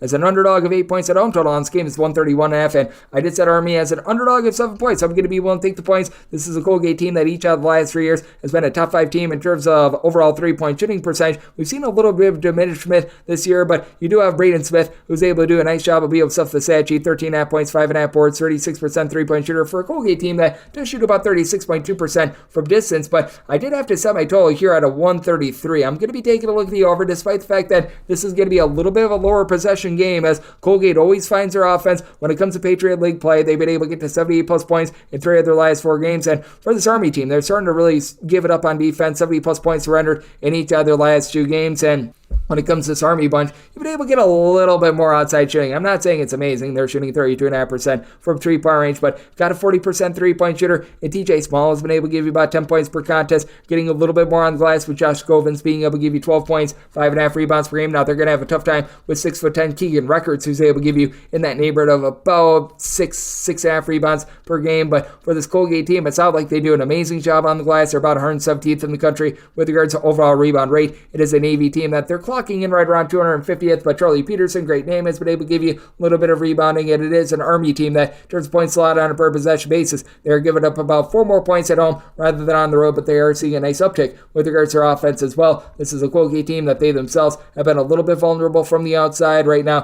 Turns points a lot on a per possession basis. 162nd in all of college basketball, give you up 13.2 points more when they're away from home. So I did set my total at a 133. I do think that Army going to be able to keep this close enough for late game falling, even though I do think that it's going to be a low possession game. And with Army starting to give up a few more threes, Colgate being able to crank up their offense, going to be looking at the over to go along with the points with Army. 306-503, 306-504. Holy Cross is going to be playing us to Lafayette. Lafayette is a 5.5-point favorite. With your total on this game, 129. And with Lafayette, I did set them as an underdog of 1.5. I'm going to be rolling with Holy Cross outright on the money line. For this Lafayette team, this has been one of the more deplorable offenses in all of college basketball. Now, some credit where credit is due. They have gotten to at least 69 points in each of their last 2 games, but this is still a Lafayette team that they're outside the top 275 in terms of total possessions per game, in terms of points allowed on a per possession basis. They're a team that's clocking in right around about 134th, but they just need to find a little bit more consistency, as you don't have a single guy that gives you north of 10 points per game. Justin Vanderbond is at approximately 10 points per game,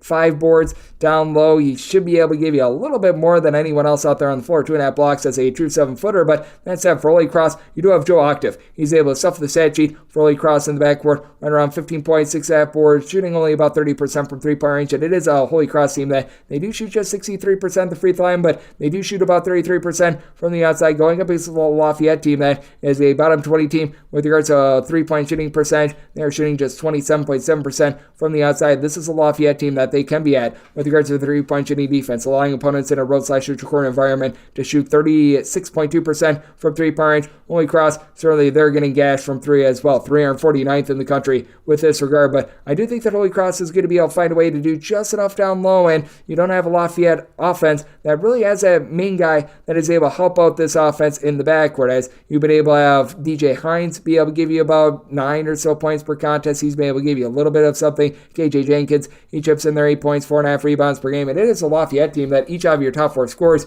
do give you at least 4 rebounds per game, but you've got nobody on the roster that gives you north of 5 rebounds per game. As a result, Lafayette 309th in all of college basketball with regards to their rebound rate. Holy Cross, they're right on par with that at 304th, but I did think the full Holy Cross being able to get a little bit more production out of the versatile 6'6" combo player, Caleb Kenny, has been able to give you 10 points, 6.5 rebounds per game, and a block and a half per contest. Has been able to log double figures in each of the last 5 games. Going to be just enough for Holy Cross to win down low, and I do think that Holy Cross, they're going to be able to get just enough out of their backcourt to be able to get it done. It's a Holy Cross team that's now been able to get to at least 69 points in 3 of their last 5 games now. They have been getting gashed for at least 70 points in 3 of their last 4 games, and for Lafayette, we've seen a little bit of an offensive uptick from them, so this is a total that I did set at a 127.5. Here at a 129, I think we've gone a little bit too far from a small sample size, especially with Lafayette now giving up 64 points or fewer in each of their last 5 games. But I do think that Holy Cross finds a way to get it done in the backcourt. Looking at Holy Cross on the money line, and going to be taking a look at this 129 under 306.505, 306.506.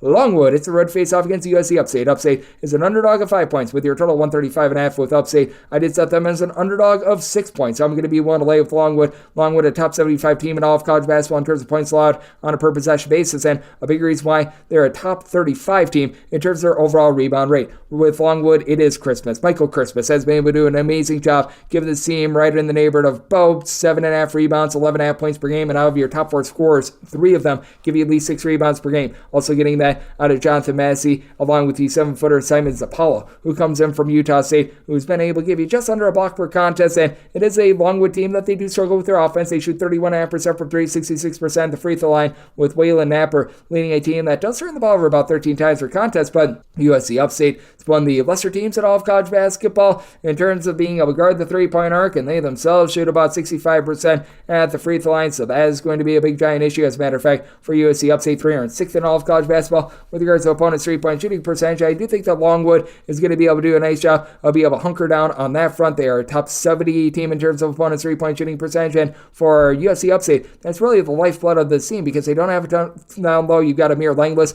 who's been able to give you 7 rebounds per game for a team that's outside the top 250 with regards to rebound rate. USC Upstate does shoot 35% from three-point range, with Trey Bordeaux leading the way with 13.5 points per contest, but it is an Upstate team that I think is going to really struggle with a Longwood team that they have lost 4 out of their last 5, but it hasn't been due to bad defense. The only of these teams that broke 70 points against them was Dayton. Meanwhile, this is an Upstate team that's getting smashed on defense, giving up 76 plus points in each of their last 4 games. This is a circumstance where I do think that Longwood is going to get their game played at their speed. A nice, slow, and grimy semi-line at a 134 in terms of the total, looking under, and with Longwood, one to lay up to 5.5 with them. 306.507, 306.508. Boston U is going to be playing against the Bucknell. Bucknell does find themselves as underdogs of 4.5 points. The goal on this game is 132.5. Semi-total at a 131. Looking at the under, it is a Bucknell team as well outside the top 275 in terms of total possessions per game, and Boston U, they are a similarly slow team, and for Boston U, I do think that they should be the favorite in this spot. Did set them as a 5-point favorite just because with Bucknell, talent. This team has down low Noah Williamson, a true 7-footer that's able to give you 5.5 rebounds per game, but he, along with your top scorer Jack Forrest, 16 points, 5.5 boards, shooting 39% from 3, they're the only two guys on the roster that give you north of 3.3 rebounds per game.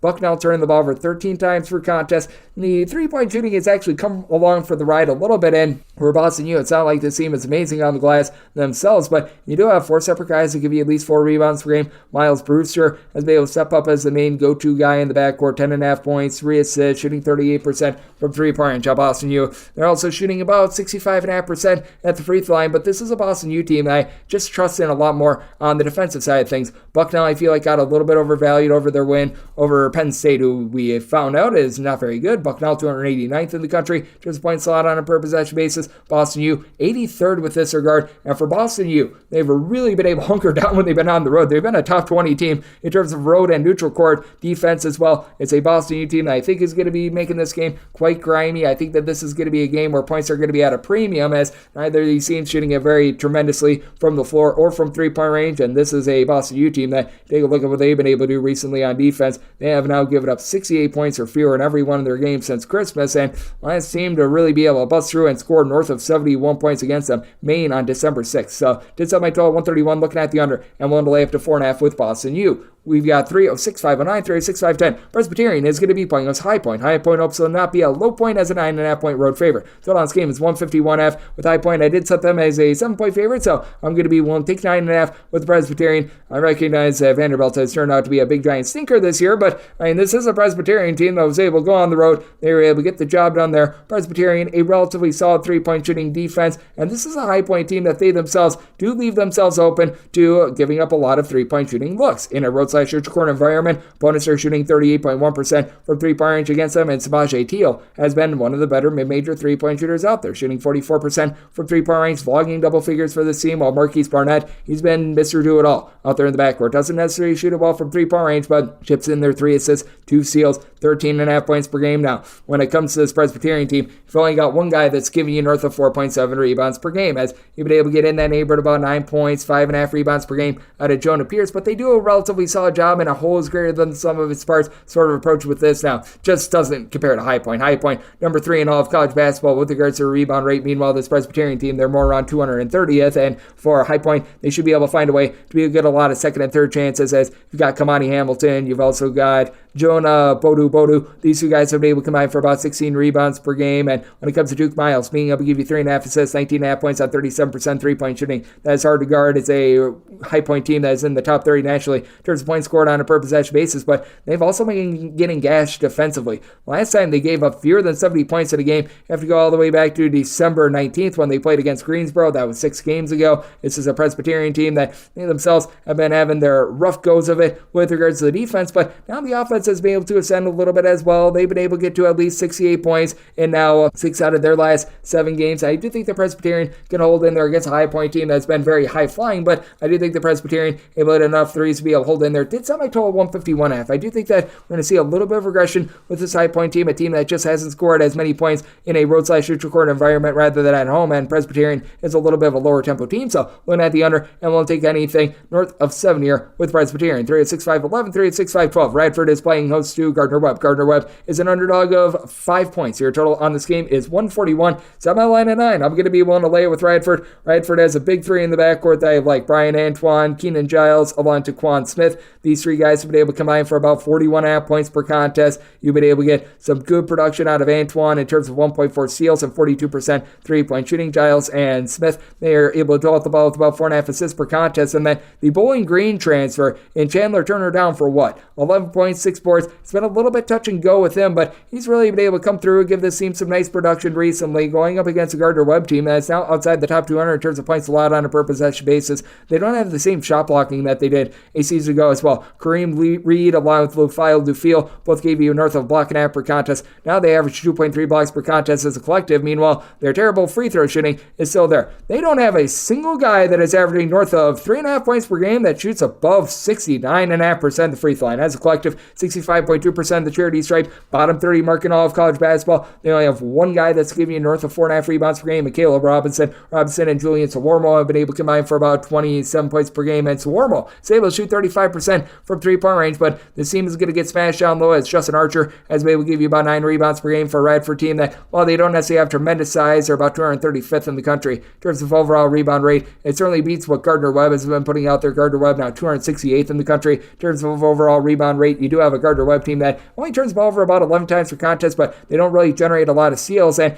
it's a Gardner Webb team that's really fallen on tough times defensively. 85 plus points surrendered in 4 of their last 5 games. It is a Radford team that they played that 3 overtime game against Winthrop, so that made things very harebrained. In regulation, they had given up 67 points. So against teams other than High Point and also Clemson, this has been a Radford team that's been able to do a relatively solid job defensively, as they've given up 67 points or fewer in 4 of their last 6 games in regulation. So it's a good old situation of something's got to give. I did set my total at a 141, and right now we are seeing some 140.5s popping up as well. The 141s have juice to the under, so we'll be looking over there. And with Radford, set them as a 9-point favorite. Want to lay the number, and we'll wrap things up with 3 of 6-5-13, 3 of 6-5-14. Navy is going to be playing against Lehigh. Lehigh is an underdog of 2 points. Total on this game, 143.5. And with Lehigh, I did set them as an underdog of 4.5 points. I'm going to be wanting to lay it with Navy. Navy has been able to do a tremendous job defensively, and we've seen a couple of hiccups from them in Patriot League play, but I do think that they're going to be able to bounce back here against a Lehigh team that they've been anything but tremendous offensively. 219th in the country in terms of points allowed on a per possession basis.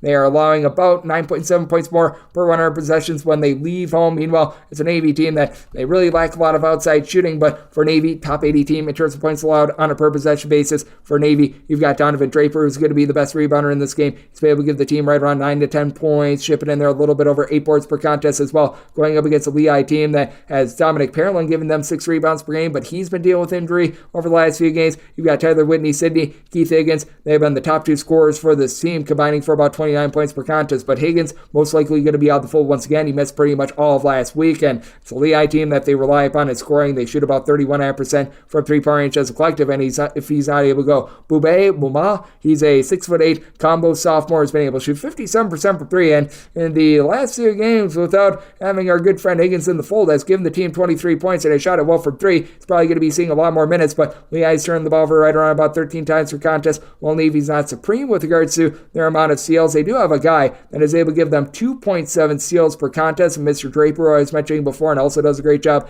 on the glass. This is a Navy team that, in terms of turnovers forced on a per possession basis, a top 50 team, and for Lehigh, in their first 2 games without Higgins, they lost both of them to Bucknell and Holy Cross at home. I just don't see how the results are going to be a whole heck of a lot better going up against a Navy team that all of a sudden has found some offense, scoring 70 plus points in 3 of their last 5 games. But I do think that for Lehigh, the injuries are going to hurt their offense. So I did set my total 140.5, diving in on the under of Navy, willing to lay it before with them. And that'll wrap things up for the Wednesday edition of Coast to Coast Hoops, now part of the VSiN Family Podcast. A big thanks to Rob Donaldson, who does great work with the show /podcast, Rob's Best, for joining me in the line segment. If you do like hearing from this fine podcast, Coast to Coast Hoops, you're able to subscribe wherever your podcast, Apple Podcasts, Google Play, Spotify, Stitcher, and TuneIn. If you have a question, comment, segment idea, what have you for this podcast, you have one of 2 ways via fire those in. First one is my Twitter /X timeline at unit_81. Keep in mind, letters CM, maybe does not matter. As per usual, please do send these into the timeline. Other way is find an Apple Podcast review. If you rate this podcast 5 stars, it is very much appreciated. And from there, you're able to fire and whatever you'd like to hear on this podcast via that 5-star review coming at you guys